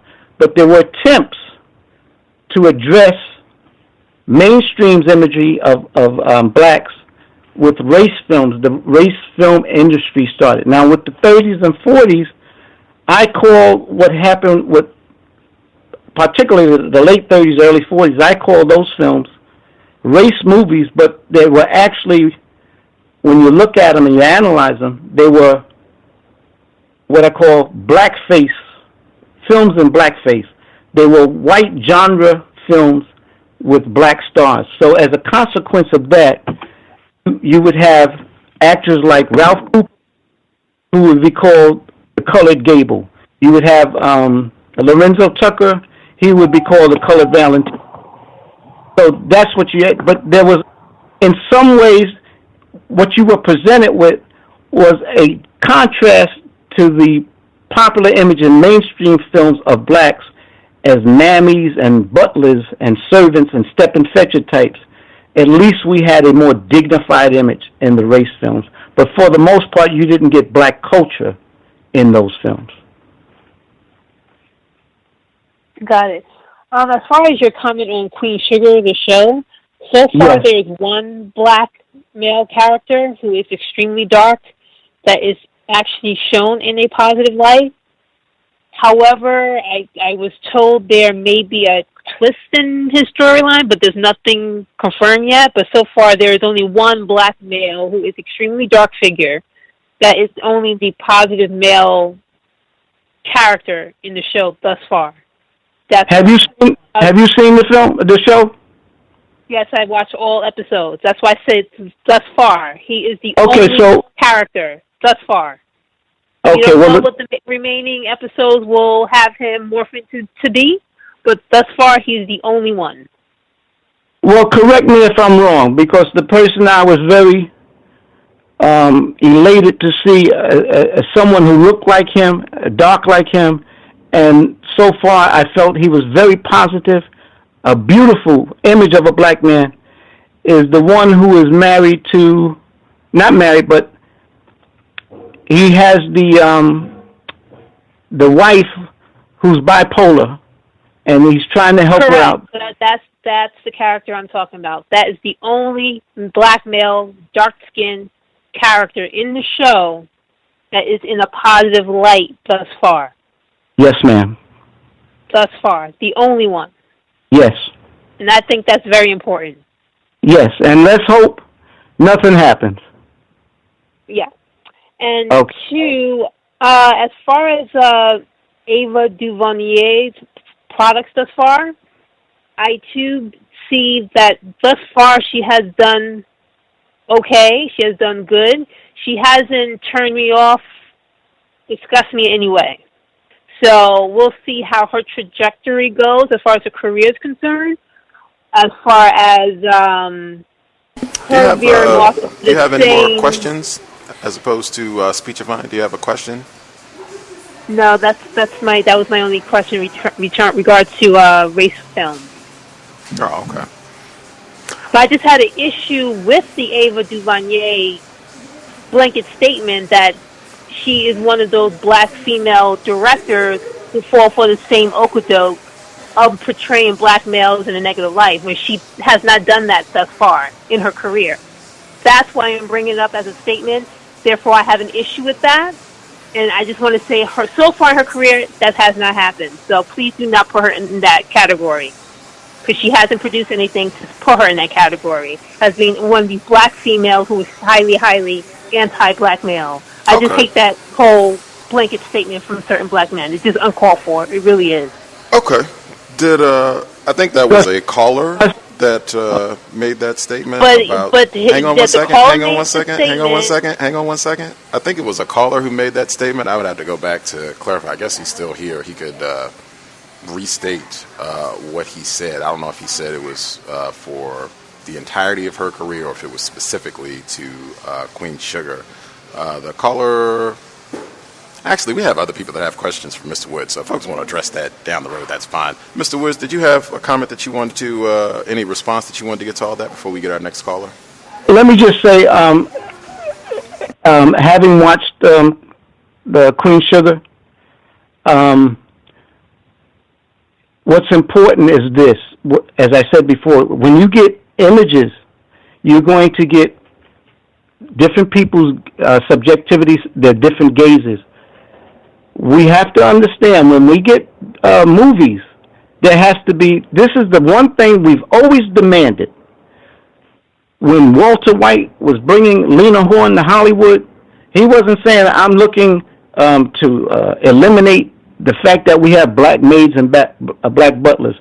But what about the black doctors we have? What about the black lawyers? It's about balance. So if we have a drama, and Ava DuVernay thus far has been exemplary. She's wonderful. She's conscious. She knows the issue. She's dealing with black men being incarcerated. We're getting a diverse roles of black men and black women. So in that diversity, you're going to have to take the good, bad, and the indifferent. And that is what we call balance. And I agree with the caller. And if I sounded like I was condemning her portrayal of black men in this show, in no way, shape, or form am I generalizing that she's projecting them all in a negative way. She is certainly right. Thank you very much, Professor. I'll give the male caller who brought that up, I'll give him a minute later on if he wants to readdress his statement or clarify or respond in any way. The caller at 4683, did you have a question for Mr. Woods? Yeah, can I be heard? Yes, sir. Hey, how y'all doing, man? How you doing, Mr. Woods? Thank you. Excuse me, man, if y'all hear that background, man, I'm at the plantation, but I had one question. I noticed you were saying earlier, kind of sound like to me like you were saying black people should not accept certain roles in movies and TV shows and things like that project us in a negative way. And so I wanted to just ask you, and this may be a silly question, but do you think that black people boycotting, or just refusing to participate in all parts of the systems that we have, I mean, do you see any positive momentum in that concept? And I'll mute myself out, Gus. Thank you, man. Gus, could you restate that question? I didn't hear it clearly. I think his question was, he was saying that earlier you said that you think it would be constructive if black people declined certain roles that, do not reflect black people positively. And he said, do you think it would be constructive if black people just rejected entire aspects of the system and saying that we're not going to participate as much as possible? Do you think that would be constructive? No, I think it's unrealistic to have drama, to have film present anyone all positive. That's not reality. But as I just made a comment to the lady caller, the only thing we've ever asked for is that things be realistic. They be presented with a dimensional, realistic balance where we can see that what's on film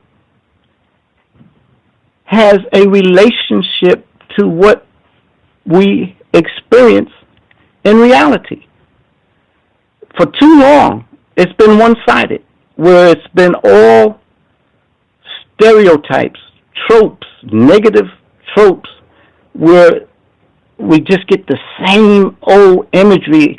If it's obvious, overtly racist, they do some technology where they make it more covert, and it's just what Spike Lee, he likes to use the term neo-minstrelsy, But the thing is, I love what Denzel Washington's doing. I like Chiwetel Ejiofor.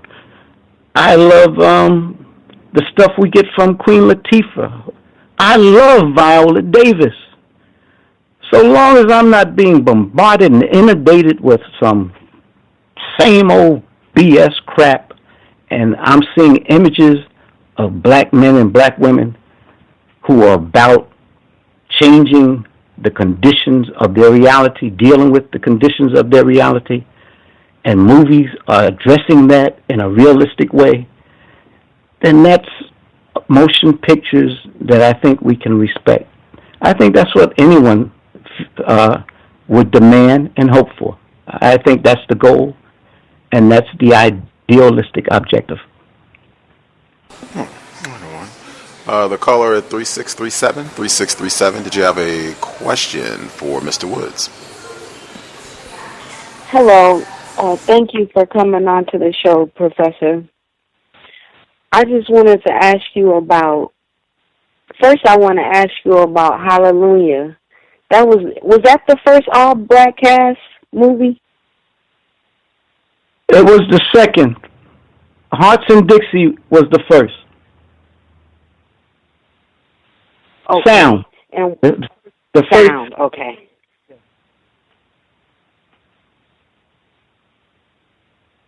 All right.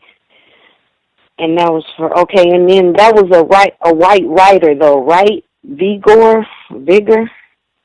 Yes, Vidor. He had what happens is they have these these so-called white men or some white people who have this loving, supposedly respectful concept of blacks, and a lot of times people say it's just a patronizing, condescending perspective that they're not even aware of. But he feels, and many people felt at the time, it was someone who had an endearing respect for black folk. But the image he had of black folk is that they were a simple religious people. And that's the image we got. Yeah. Thank you for that. I wanted to ask you about Sweetback's Badass Revenge. Now, people kind of list that movie up as being a great movie, but the movie, and no disrespect to Mr. Van Peebles, excellent, grade A producer-director, but it started off with, was that child pedophilia a little bit? The little boy went to a whorehouse? How did you feel about that movie? That scene disgusted me. I thought, you know, let's look at it this way. If a white man did that, what would the outcry be? That was his son in the role. I said it on Real Black. I was appalled by that. And I didn't think Melvin Van Peebles was talented. He's someone who came along at the right time. The film was picked up by the Black Panthers. They gave it some revolutionary credit, and a film that was the biggest independent film. It went on to make the most money as an independent film. But there were some things in that I felt were exploitative of the black woman, and I didn't think it was a black consciousness film. That people want to say it was revolutionary. To each his own, not for me. And one last question: have you heard about there was a black woman that wrote The Matrix, and then it was hijacked from her by some white people, and they came out with The Matrix and Terminator? I haven't heard that. One of the things that in my research I was fascinated by was the fact that Will Smith, I understand, was the first one considered to play Neo, and I'm wondering what would have happened had Will Smith taken the part. Instead of doing that role, he went to do Wild Wild West. But the other thing you talked about, I haven't heard that. Thank you so much, Professor. For sure. And our caller is 6133. 6133. Did you have a question for Mr. Woods? Hi, good evening, Gus, and to the professor and to the listeners. Yes, Professor, I had a question. I think the other person asked kind of my question before, but I'm going to rephrase it another way.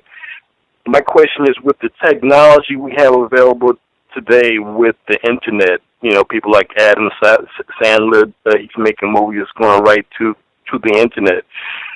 Should we continue to worry ourselves about how Hollywood portrays us, and are we at the point where we can start making our own product and bypass their distributors and go right to the net with the technology we have available and kind of like put Hollywood to the side?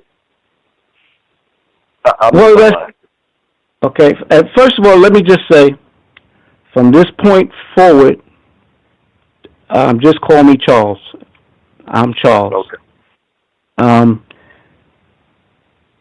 This may sound self-serving, but I think what happens too often is that black folks are too late to the game. YouTube, streaming, we need to look at ways we can get into subscription technology. If you heard, there's discussion of Donald Trump, who really doesn't want to be the president, but he's got ideas of starting what? His own TV channel. He even gave a taste of that. Now, they're talking about if he has 1 million followers paying $10 a month, that's $120 million a year he can make with subscription TV. We have the people, the wherewithal.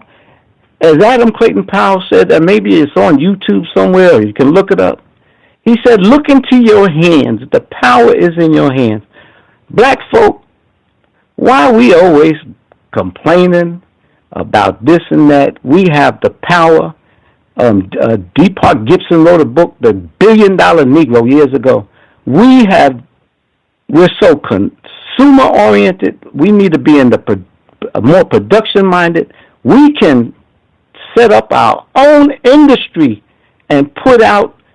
Look at it on YouTube, YouTube, where people are being taught mathematics and everything. Our kids, the education they can get from YouTube, from the technology, the movies we can make if we support subscription technology and look into that. As far as our being erased or our imagery not being addressed, we can't be concerned about what other folk are going to do for us. We need to look into what we can do for ourselves. Grand. That answered your question, sir? 3637, that answered your question? Not hearing him. I assume we got his question answered. I wanted to make sure I asked Charles. A number of folks have pointed out we started with the segment where David Oyelowo, he was at the BFI London Film Fest, and he was talking about racism in the film industry. And ultimately, in that same piece, he talked about his role as Dr. Martin Luther King in Ava DuVernay's Selma. Some people have pointed out that within the last 5 years or so, many foreign-born black people that were born outside the United States, that it seems that they are getting more of the prominent roles, particularly roles in these biopics where they are portraying very important African Americans. Oyelowo playing Dr. King, Zoe Saldana, she was born outside the States, playing Nina Simone. And people saying that they think this is a problem, having black people who were born outside the States who don't have a connection with the racism that has been experienced in the United States. And then not only are they getting these roles, but they're getting roles portraying African Americans. Do you have thoughts on that, Charles? Well, I looked at, the first, it struck me was a show called The Wire. Watching The Wire, and then I see the actors on The Wire, they're doing interviews, and their voice is completely different. I said, holy crap, what Eba, different voice. Oyelowo, when they do these roles, and it struck me, I said, what's up with these guys? And I learned they come from England or other parts of the world. But the thing is, it's all about competition. You go out, they have casting calls. It's who can do the part. Sometimes people who are producing films, they may take an unknown because they don't have to pay an unknown as much money. But if the unknown is convincing during the casting call, well, that's something, it's a competition thing. I don't think of it as I haven't gotten into it where it's someone's cheating someone out of a job or anything. I remember Ozzie Davis, I believe it was in The Hill, 1965. He played a West Indian character, and you had the black British and Caribbean people. They objected to that. So it happens. I haven't thought of it in a negative way. I just felt it was competition. Okay. We had a person, her question was, have you seen When the Bow Breaks, and do you think it portrays black love positively? I saw When the Bow Breaks, watched it with my family, and I said, oh man, what a piece of garbage. But, it was nice, seeing Morris Chestnut, Regina Hall? Regina King? I think it's Regina Hall.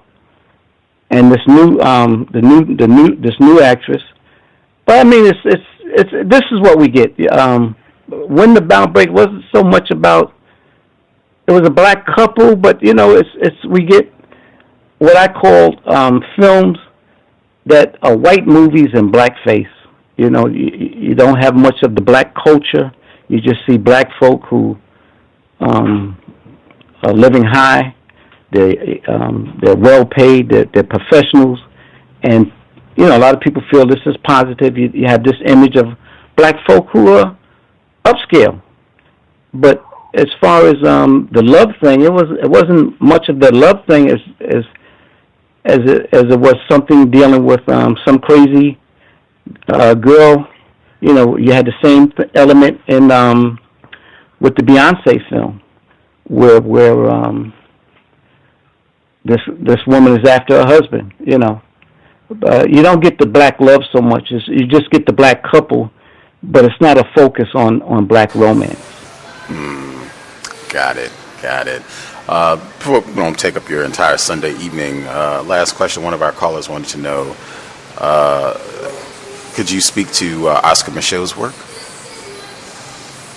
Oscar Micheaux, he's someone that there's a lot of controversy surrounding Oscar Micheaux. I have a book that I'm going to study someone did where they said he was someone who didn't like his own people. I would direct people to go to YouTube. They could watch God's Stepchildren. That's on YouTube, and a couple other his films. There was some messaging he tried to do within our gates. It's interesting. He got in a lot of trouble because he wanted to deal with the subject of racism, and a lot of what he put in his films had to be censored out of it because it was too controversial. But Oscar Micheaux is someone I often bring up his name when I look at the people who have the power today to make motion pictures. They have the wherewithal, and they're not using it. And you take someone like Oscar Micheaux, who did it when it was more problematical in around 1918 up until 1948. He was finding a way to make movies. It was much more difficult. He did it, and we can do it. And so Oscar Micheaux is a giant, and he's someone. At one time, I had Robert Townsend sent someone to get some footage. Robert Townsend was going to do the biography of Oscar Micheaux, and that never happened. It never was completed. But that's a story that should be told. I think there's some documentaries, but he is indeed an interesting character. Right on. You'll pardon us. We had one person dialed in late. I'm going to try to see if we can get their call as well. 6353. Did you have a question for Charles Woods, the professor? Yeah. Yes, sir. Charles, what do you... thank you, Gus, for taking my call. Charles, what do you think of the Medea films? That's a good question.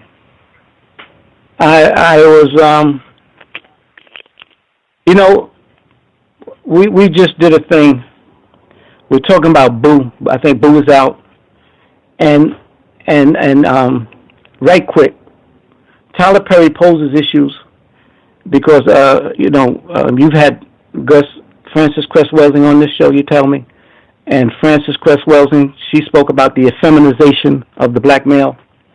And there are a number of black nationalists who feel that when you have this cross-dressing and this imagery of black men in dresses, it goes to something that's all a part of the denigration of black men in a white supremacist society. But I look at everything in a dichotomous way. Dichotomy, I always tell people, is a word that has always fascinated me. Everything can be looked at in a negative and a positive way. In the positive side, much of what Tyler Perry was doing, I remember how much joy watching his stuff brought entertainment when we watched it, because Medea was funny, and also there was some messaging from a religious, moralistic perspective in what Tyler Perry was doing through the character of Medea. But I wonder if it would have gained more respect, the character of Medea would have gained more respect had you had someone like a Queen Latifah played a part, or I guess many people feel, what's her name, the Jones actress who was in Ghostbusters. she looks like someone who could have played Medea. If an actual woman played the part, would it have gained more respect and not take on the negative political aspects from the issues of white supremacy in terms of the effeminization of black men? You understand what I'm saying? Ma'am, are you still with us? Oh, I think she might have disconnected. We'll hope that she understood what you were putting forward. It made sense to me, though, Charles. Mm-hmm. Right on.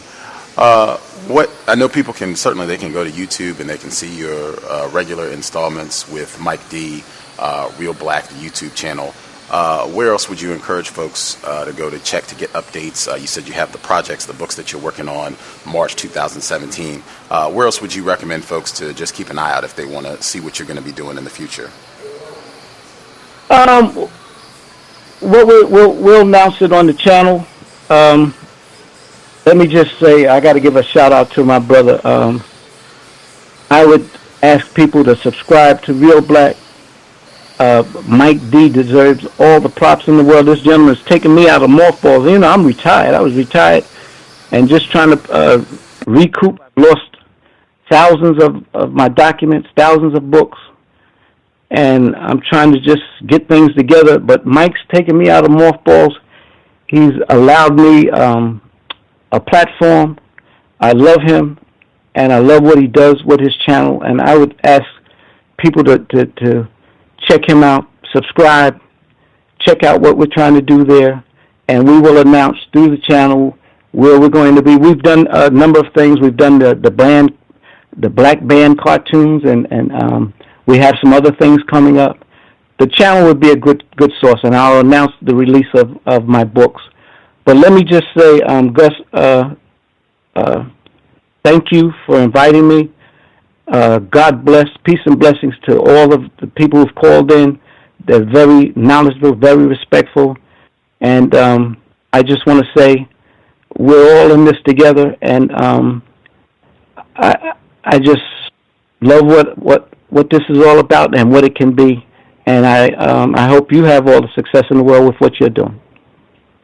Oh man, definitely appreciate it. Again, the professor, a.k.a. Charles Woods, really enjoyed hearing from you this evening. As I said, a lot of our listeners, they are big fans of your work and what you've been doing over with Mike D at Real Black.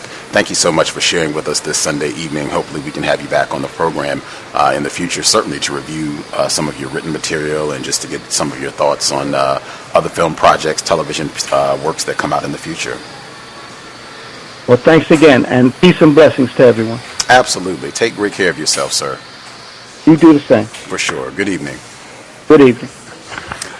Context of White Supremacy, the Professor, Charles Woods. That will wrap our guest segment of the program up. I did certainly will give a chance for folks if they have any comments that they want to get in or what have you. I did want to address Lash's comment about Ava DuVernay and whether or not the caller was saying that her body of work, that this has been a regular repeated occurrence in terms of her portrayal of black males in her films or TV shows or whatever it is. The male caller who was on, who referenced Miss DuVernay, are you still with us? If so, I just want to make sure you can get a chance to restate what you said, if you wanted to clarify or address any of the concerns that were raised about the comments relating to her film work. The caller, are you still with us? Yes, can you hear me? Yes, sir. Yeah. If I want to be as accurate as possible, I don't even believe that I addressed her film work. I think my specific comment and question to the professor was the plethora of television shows, particularly with these images of black males. And I have watched Queen Sugar. I've watched every episode. And that obviously is just an opinion, but it's not a full-scale attack on her full film body of work. I was specifically addressing the network television shows because it's her show, that particular show, and I didn't get a chance, but it was there's a new show out by Issa Rae, There's Shonda Rhimes, and particularly on the OWN network, there are a lot of shows that are getting a lot of publicity. But, you know, all this comes back to white supremacy. And that was the main thing. That was going to be my next question. But, yeah, it has nothing to do with her full entire body of work. But I have watched Queen Sugar, and my opinion of it, you know, wouldn't change even with that one particular character. It's just everything that you watch on OWN, if somebody watched it for 12 hours, and this is just an opinion, somebody would say, stay away from black males, literally. And that's just my opinion. I could be incorrect. But, yeah, I hope that clarifies my statement. It's not I saw the 13th Amendment. I saw that documentary, watched it with my children. There were certain parts of that were constructive as well. So I hope that clarifies it. Thanks, guys. Okay.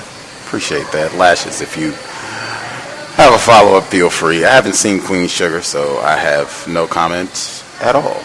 I did see 13th, though. Ken Thompson was even in 13th. I thought there were some constructive aspects to 13th. I know Baz Dreisinger, one of our previous Cal's guests, she was in 13th as well, be that as it may. I did think there were constructive elements to that as well, and I think I would definitely co-sign, even though I haven't seen Queen Sugar, I would definitely co-sign. The underlying issue under all of this is white supremacy, and this would be a great opportunity. I was thinking of this before we got into today's program, where we don't really do as many programs addressing entertainment, television, and films. I don't see that trend changing anytime soon. But at least the logic in terms of why I don't focus as much effort, it's been my experience. There are a lot of black people, a lot of victims of racism who focus a great deal of time and energy on television and film. Like, I'm willing to bet, you know, a few nickels that if you look online, you are going to find a sizable number of blogs, vlogs, essays, paragraphs, what have you, addressing Scandal, addressing Empire, addressing Django Unchained. I'm sure there are tons of them, and as new content comes out, it's going to be more. Man, The Birth of a Nation, tons of projects about this. It's been my experience, a lot of black people focus on that, and I just think under the system of racism, white supremacy, we have a lot of issues that need to be addressed. And I will employ a metaphor, but I'm at least prefacing and making that known so that you can evaluate and see if it makes sense. The way I look at it is, if racism, white supremacy is war being waged against black people, in particular non-white people on the whole, if that is the case, we have limited resources, limited bandwidth, if you will. How much time do we allocate for Netflix? If we have limited bandwidth, how much time do we allocate for Netflix? I'm asking it rhetorically. That's the way that I look at it. I just don't think, I mean, we can sit and watch all of these new projects and dissect Luke Cage and the anti-blackness, and this is how it portrays black females, this is how it portrays black males, and blah, blah, blah. We can go through all of that. We can talk about every single Tyler Perry film that's ever been made, and The Birth of a Nation, and all these new projects, all the new slave flicks. At the end of the day, how many of these are we going to have to break down in order to solve this problem? That's kind of where I would much rather push the conversation. I just don't think having a counter-racist breakdown of every single film and television program, I don't think that is going to solve this problem. I could be in error, but that's why I think it would be best to not have as much focus on the television, film, entertainment aspect, even though that's very popular. And I also, my concern with that is, I think Mr. Wood stated on the program, we watch a lot of television anyway, and that's black people specifically. We watch a lot of television under this system anyway. I think a lot of that is escapism. I think sometimes our habits can look the same. It can just mutate a little bit, as opposed to I'm watching television just because that's my enjoyment as a victim, to, well, I'm watching it to pick out the racism and that sort of thing. If there's not, an actual project, some written project, a video project, something where you're deconstructing this, and this is not just me vegging out in front of my big screen and saying that I'm deconstructing the racism in the project, that is a concern that I have as well. That stated, folks have comments they would like to share, what they heard from the professor, Charles Woods. Certainly Lashes, if you want to readdress anything with Ava DuVernay, feel free. Last comment that I did want to make sure I got in. It's all well as good. I'm not saying there's anything incorrect about it when people submit that black people should try to make our own film projects, television or film or what have you, particularly with technology as it is. You could almost make, a pretty quality film with your phone, with the cameras and everything where it's come.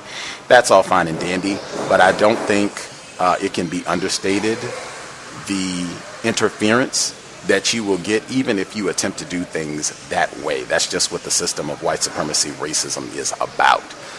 So you can, get your coins together and whatever else you need to do and make your independent film. You can put it online someplace where people can view it via subscription or even just put it directly on YouTube if you're not worried about finances. You just want people to see it.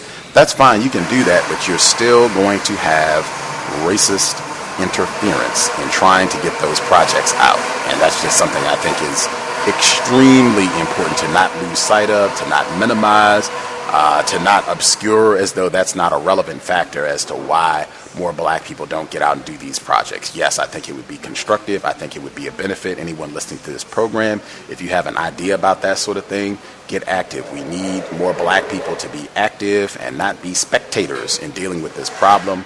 However, for sure, just go ahead and factor that in at the very beginning that you are going to get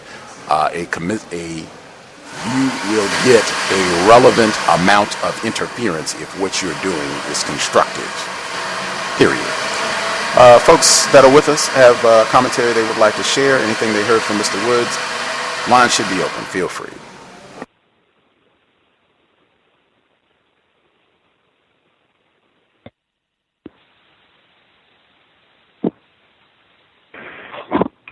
Can I be heard?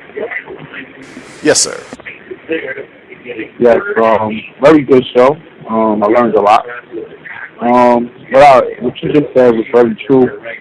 There's a person who used to be involved in the music industry by the name of David Oyelowo. He was once partners with Jay-Z. And he has a lot of YouTube where he's talking to his barber. And he's pretty much discussing that he's trying to break into the film industry. And he's doing a direct-to-consumer type of thing because that eliminates a lot of the racism. If you wanted to just stream it straight to the consumer, they pay $5 an episode. He had a television show that he made. It seemed to be sort of like a power type of show. However, what you just said is very true. Now, if you look at his former partner, Jay-Z, who went big time and bought a streaming service, a streaming music direct to the customer, and seems to be very successful. You saw how the media and the mainstream media, particularly the white media, has sort of tried to damage his brand. They have a lot of power to do that, and also turn other entertainers against them. Now you see Kanye and him have a big thing going on. Another thing I wanted to mention was I sent an email with a link. Did you get a chance to see the new Kanye West video, Not yet, I haven't. He's in the bed, everyone's naked, Kim Kardashian, Donald Trump, the lady who started Rogue, Caitlyn Jenner, Bill Cosby, George Bush, Rihanna, Chris Brown, and this white girl he's always arguing with, Taylor Swift, and they're all in the bed naked. And it's a very strange video. I checked it out and I thought it was pretty grotesque, to say the least. And the last thing I wanted to mention, that kind of slipped my mind right now. I guess I could come back to it. I'll move my mind. It slipped his mind. The caller from or I guess anybody that if you did not get a chance to ask a question and you are with us was a hand up. Did we miss anybody? Anybody who didn't get to ask a question? Great, I didn't think so. Anybody else have commentary they wanted to get in? Can I be heard? Yes, ma'am. I'm just calling in because, and then it seems like right now it just went away. Well, first of all, greetings to you, Gus, and the rest of the callers. I was just hearing it sound like somebody's TV or something for like the longest time, so I missed the vast majority, if not all, of what the last caller just said, and I'm not asking him to repeat it or anything like that, but I guess wanted to let people give people awareness that there was just this it seemed like this background noise. I don't know if anybody else heard it, but that was all. Other than that, right now I'm just listening. Oh, right on. I think something might have been in the background on Thomas's line. I could hear what he said, but his admiration for the new Kanye West video. But yeah, I think he did have some background noise on his line, and I think he muted once he finished, so that's why you don't hear it anymore. Can I be heard? Yes, sir. Yes. In my opinion, and I think it has something to do with what you were stating, that was on the movie screen and on television has very little content towards solving the problem. It could be some constructive viewing in both. With me, it's for the most part documentaries, although documentaries can be switched and changed in the editorial room to fit the owner's perception, especially with a white person, and you get most of your valuable information from the written word more so than audio visual. But I watch documentaries more so than anything. Sports-wise, yes, I watch football, but I have conditioned myself to be able to watch it with no sound at all. I don't need anybody to say anything because I'm primarily looking at it as a football coach more so than anything. If I can see something that I can adapt and present it to the young people that I deal with. And my goal and objective in that light is for them to, as many as I can, to push them towards college. Those, especially those who want to go. Most of them want to go that route, and it would assist in that kind of way. But even with movies, what I noticed for some reason, I don't know exactly whether it's the producer or the director or whatever, even on something that actually did happen. For instance, Malcolm X, that they have to put fiction in a movie, that actually kind of like turns me off in so many untold words, because I really don't need it. But I do understand some people need that fantasy. That would get them, in most cases, some kind of sexual content, which seems to be exciting with a lot of people, that they need to have that, or it's also some purposeful conditioning that the director or producer is doing in these movies. But for the most part, as far as regular, quote-unquote, regular TV, most of the stuff that I've been hearing, I don't even know what you're talking about at all, because it's so far removed from me personally, a scene, because it doesn't hold any interest with me, I guess. I used to watch TV a lot as a child. I can recall more of that than I can recall anything that took place yesterday or today. So I think the program was pretty good, and I think the host showed that he had an abundance of information that he can assist others with who has questions about audio-visual in regards to non-white black people trying to end the global system of racist white supremacy and replace it with a system of justice.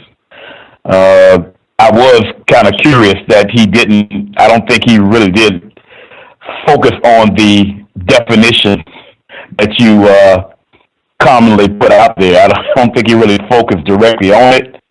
But during the course of the interview, he kind of gave you an understanding that he was in kind of like at least close proximity, somewhat. I did think it was interesting that he mentioned that he was, and correct me if I'm wrong, half German. What that means, I'm not sure on what that means, but I think I remember him saying something about himself being half German, and I'm not sure on what that means. But yeah, that's all I have to say. Thank you. Right? Yes, sir. Thank you. And just to piggyback off of what the firefighter in Florida said, and greetings to you, well, Thomas and New York Lady, and all the other call listeners. Yeah, he did say, at least from what I remember, I could be wrong too, but I remember him saying white, so he was saying he was half white, and then he qualified it by saying German.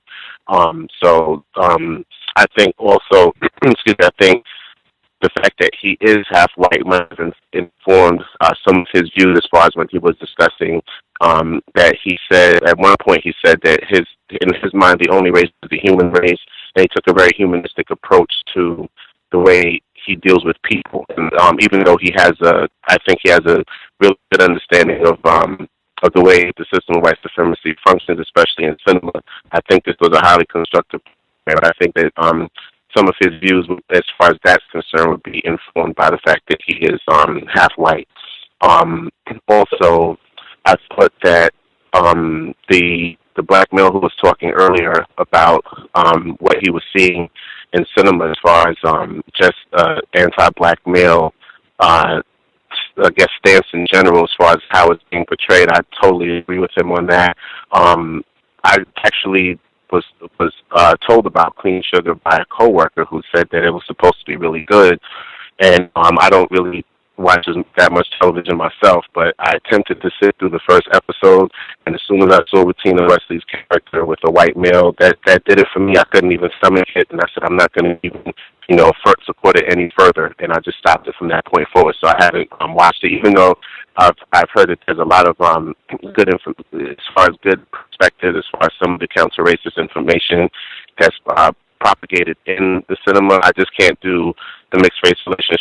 It's a homosexual black male, the black females who are antisexual. I just really can't stomach that anymore. So I couldn't sit through the first episode, and I haven't looked at it since, and I don't think I would be able to. But I do agree with you as far as the anti-black male stance that's propagated via a lot of black cinema, as far as television cinema. I totally agree with you on that.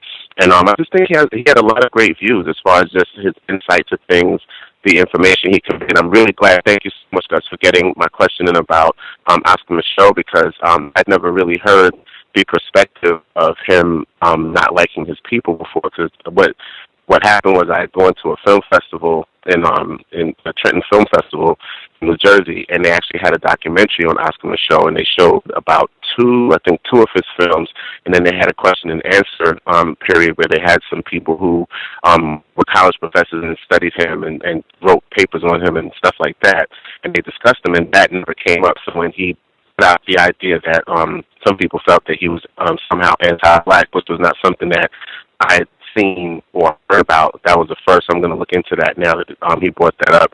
But I wanted to say thank you for having him on the show, and I think it would be great to have him back on to get his perspectives on other aspects of the film industry or specific movies that he might be able to give some great insight into. Thanks again, and I'll mute my line. For sure. Can I be heard? Yes, sir. Yeah, I thought the show was pretty constructive in regards to breaking down racism in cinema.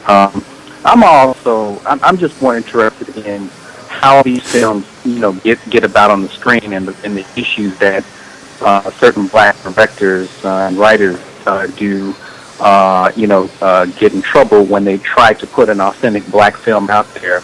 The story that I had, George Tillman, who was the creator of Soul Food, I heard an interview with him talking about how he had so much trouble getting his film sold to a distributor because they kept telling him that it didn't have enough violence in it.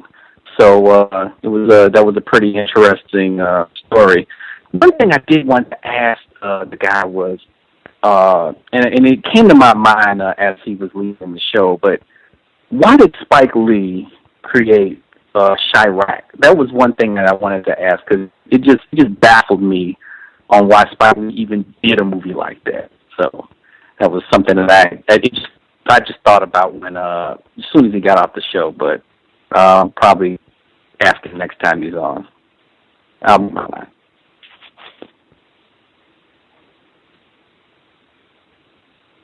Can you hear? Yes, ma'am. Gus, may I ask a general question about replacing white supremacy with justice? Let's hear it. One thing that I noticed is that Asians, I just looked today on, I think the Bureau of Labor Statistics, and what I saw, unless I misread, is that Asians make more money now even than Europeans or people who classify themselves as white. And so we know that they were put into the internment camps a long time ago, and it seems like you can't do those things to them anymore, just like you can't, seem like you can't really exterminate the Jews anymore and things of that nature, because they have built up, their economic base. And we know we had one, even in the 1920s when we had our Wall Street and, the Europeans, they burned to the ground and all of that. And so my question is,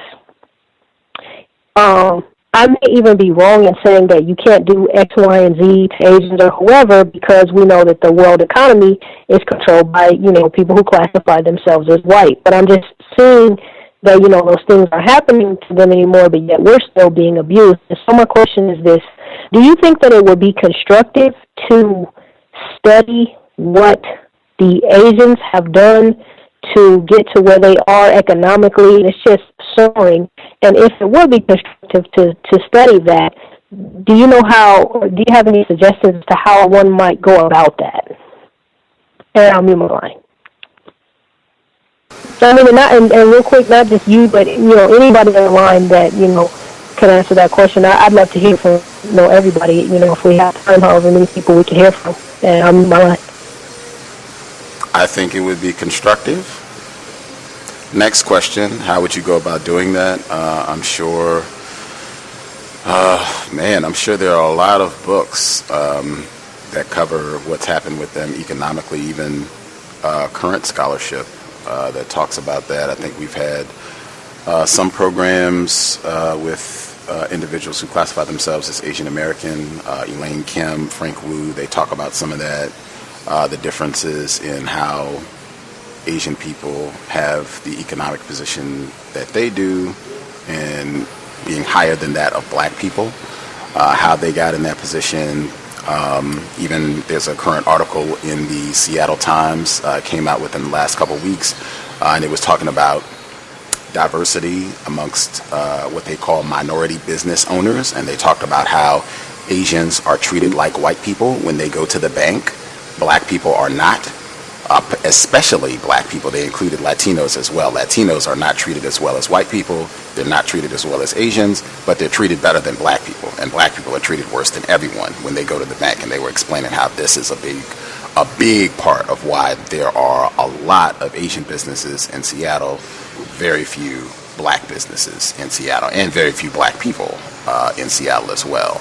But things like that, I think there's a lot of different resources that you could study. The only thing that I would say is I think it's very important to keep in mind, as you stated, whites are still in charge of what's happening in terms of whatever resources, quote unquote, Asians have.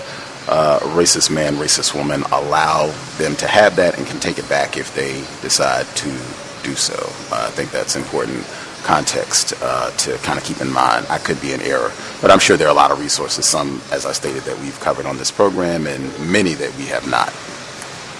Meiju Louis, she was another guest on the program, classified as Asian. Her book, The Color of Wealth, I think deals with that as well, and I think we might have talked about some of that when she was a guest on the program, 2009. Some of our listeners today were here back then. Other folks want to comment on that or have other commentary they want to share? Can I be heard? Yes, sir. Yes, I would like to answer her question. I think it's a great question, and I agree. I think it is good to study what other people have done.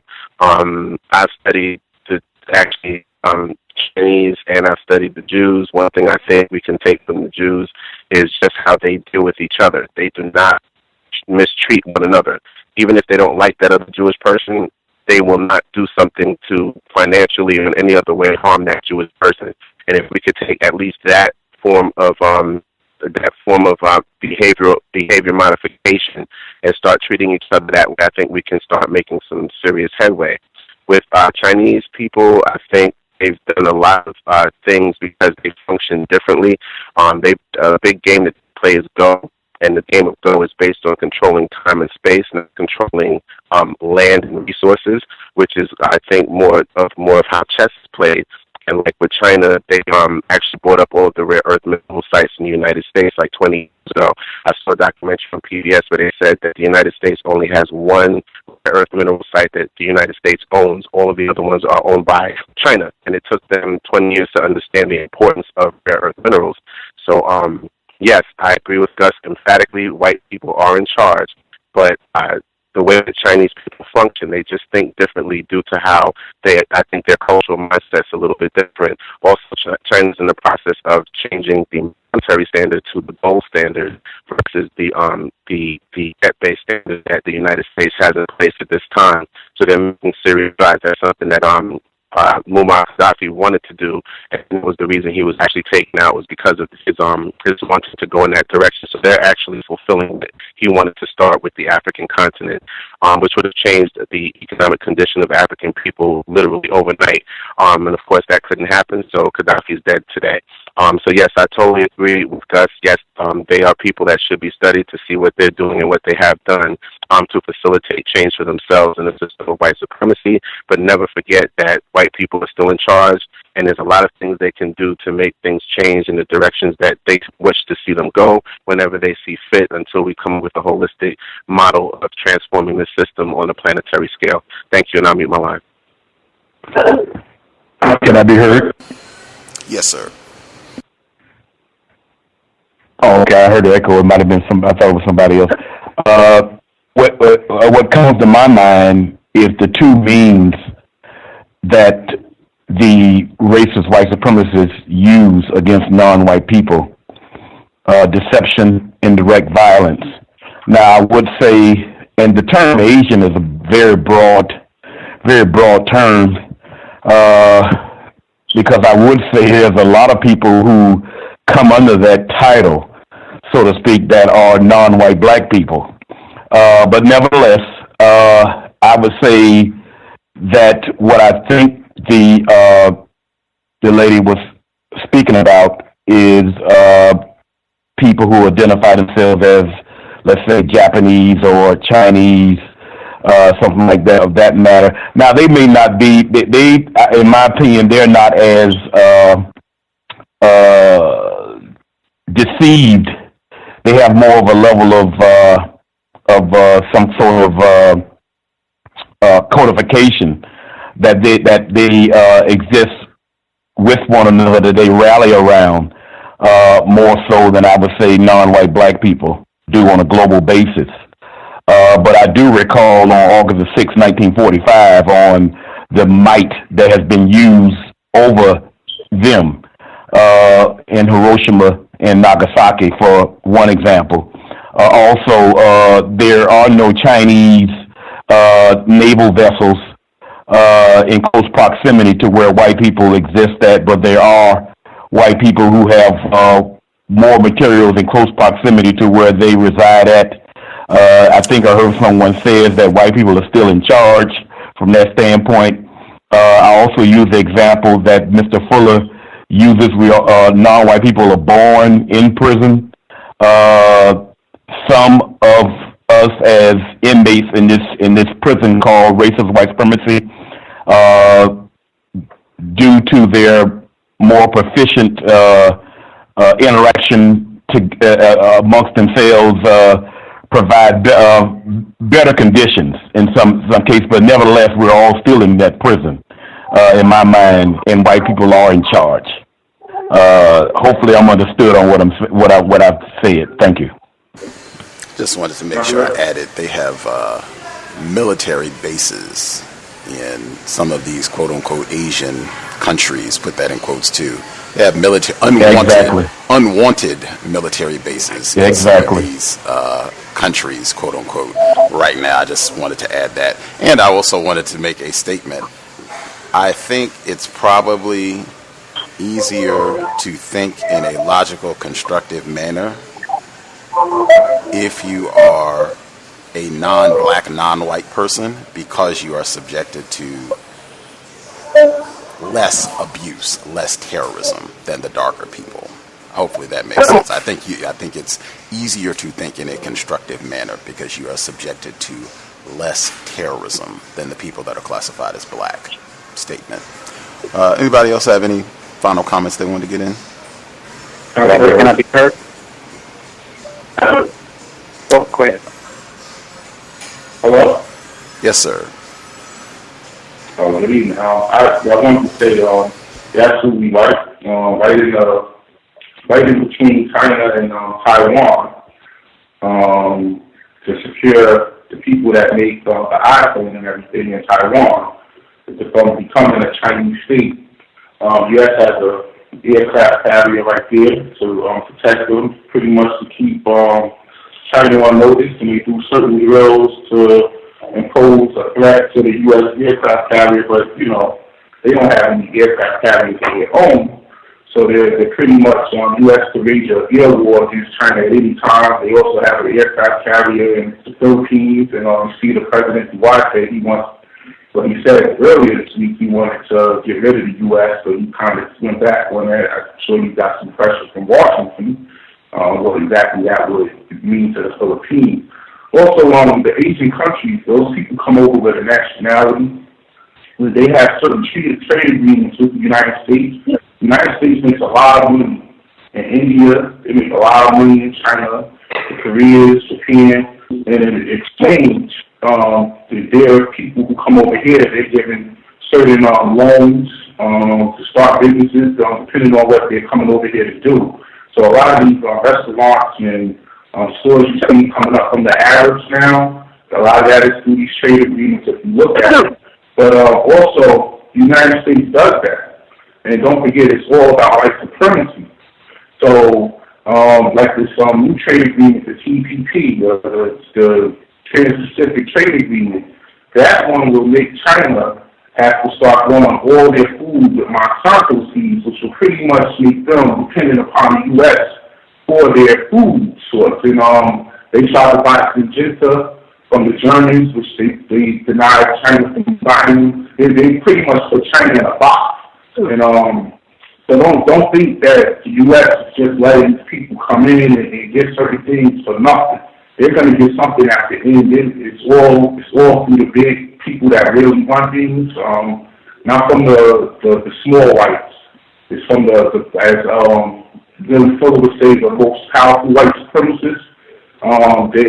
Everything they do is for a reason. They're not just letting. Don't think that someone's outsmarting the white people. They got this mapped out 20 years down the road. Can I be heard? Yes, sir. I wanted to add into the conversation that just recently came up.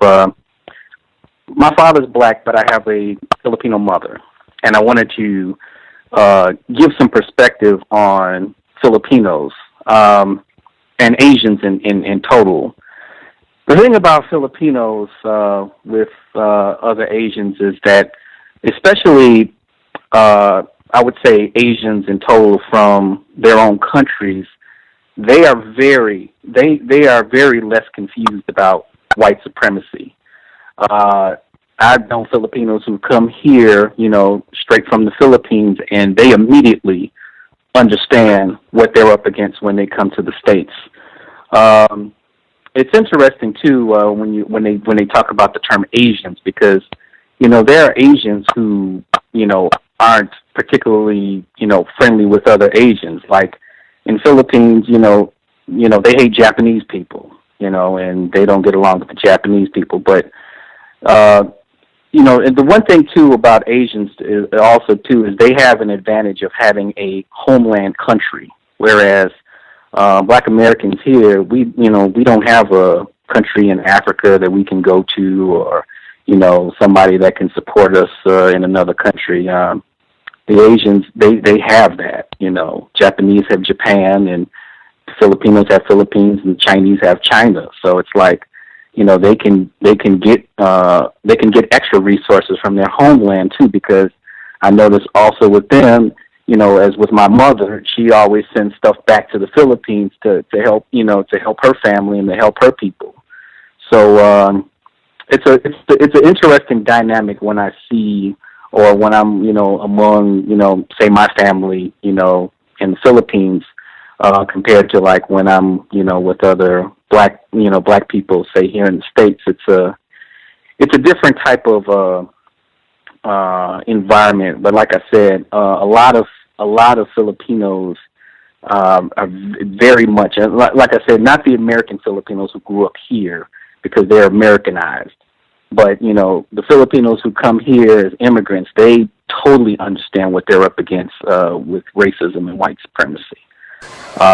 Just wanted to, just add that from, just from my perspective. Right on. Interesting clarification. We have a final. I did want to comment. I don't think it's contested about the internment of what they call Japanese people during World War II. I don't think those non-white people were able to make a phone call to someone in Japan to get them out of those concentration camps that lasted for years, so I've been told. I just thought that was important for context. Did anybody have a last comment they were going to get in before we conclude? Can I be heard? Yes, sir. I wanted to.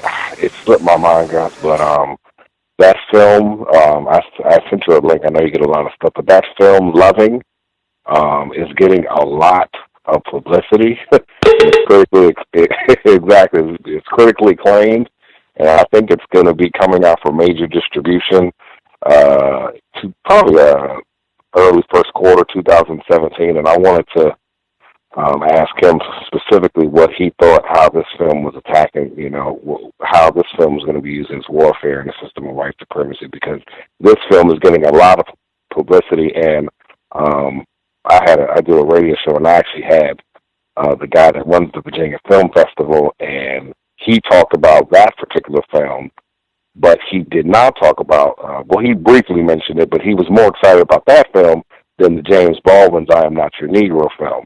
So I believe he probably was practicing racism when he was talking about that. But that film, just people be on the lookout for Loving, because that is going to be coming down the pipe, and it's going to get a lot of publicity. And thanks, guys. Appreciate it. Everyone's favorite subject. Yes. We will not be back tomorrow, thank goodness. Feel free to visit the archives. If you cannot find something, you have a problem, guest suggestion, feel free. untiljustice@gmail.com.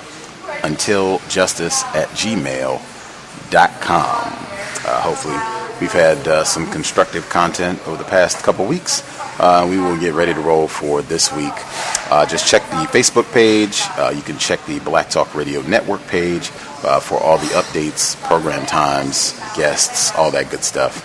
I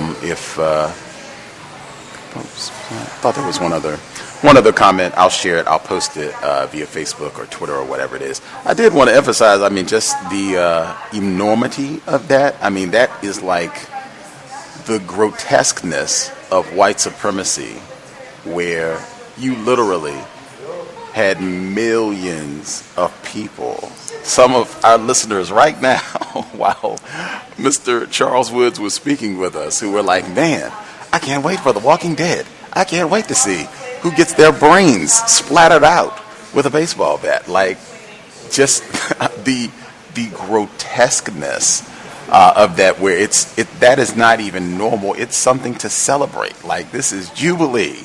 This is what we are looking forward to doing on the Sabbath, no less, where we all just sat around and, talk, or many, I won't say we all, but many of us just sat around and talked about, white Jesus is great or whatever else people do on the holy day. And then to end it all with, yes, let's see who gets their brains splattered with a baseball bat. That is the daily psychosis of white supremacy.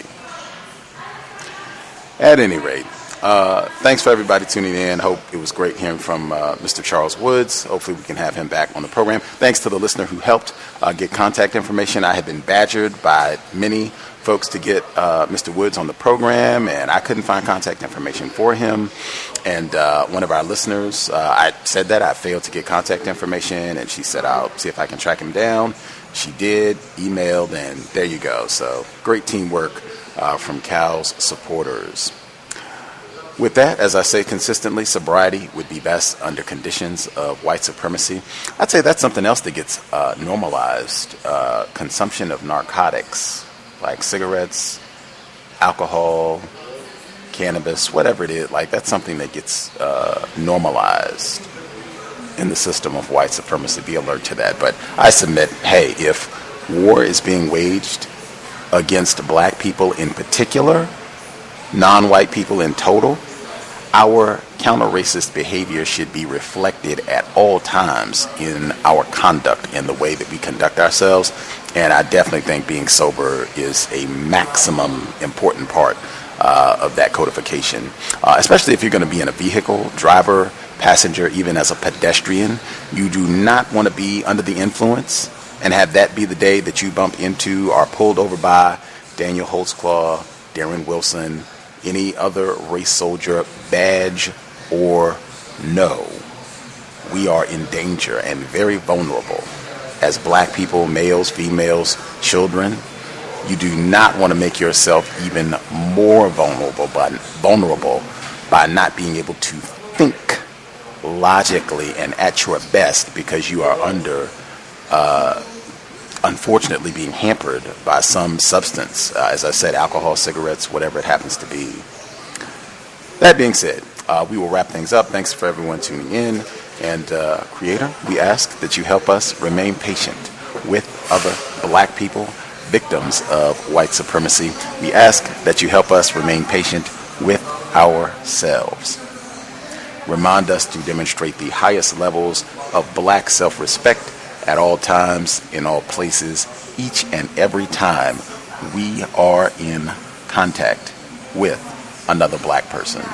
It has been time. Replace white supremacy with justice immediately. Cal signing out. Thanks all for tuning in. Nigga, you so brainwashed. I'm a victim, brother. Problem. You're a victim. I'm a victim of 400 years of conditioning. Shut up. The man has programmed my conditioning. Even my conditioning has been conditioned.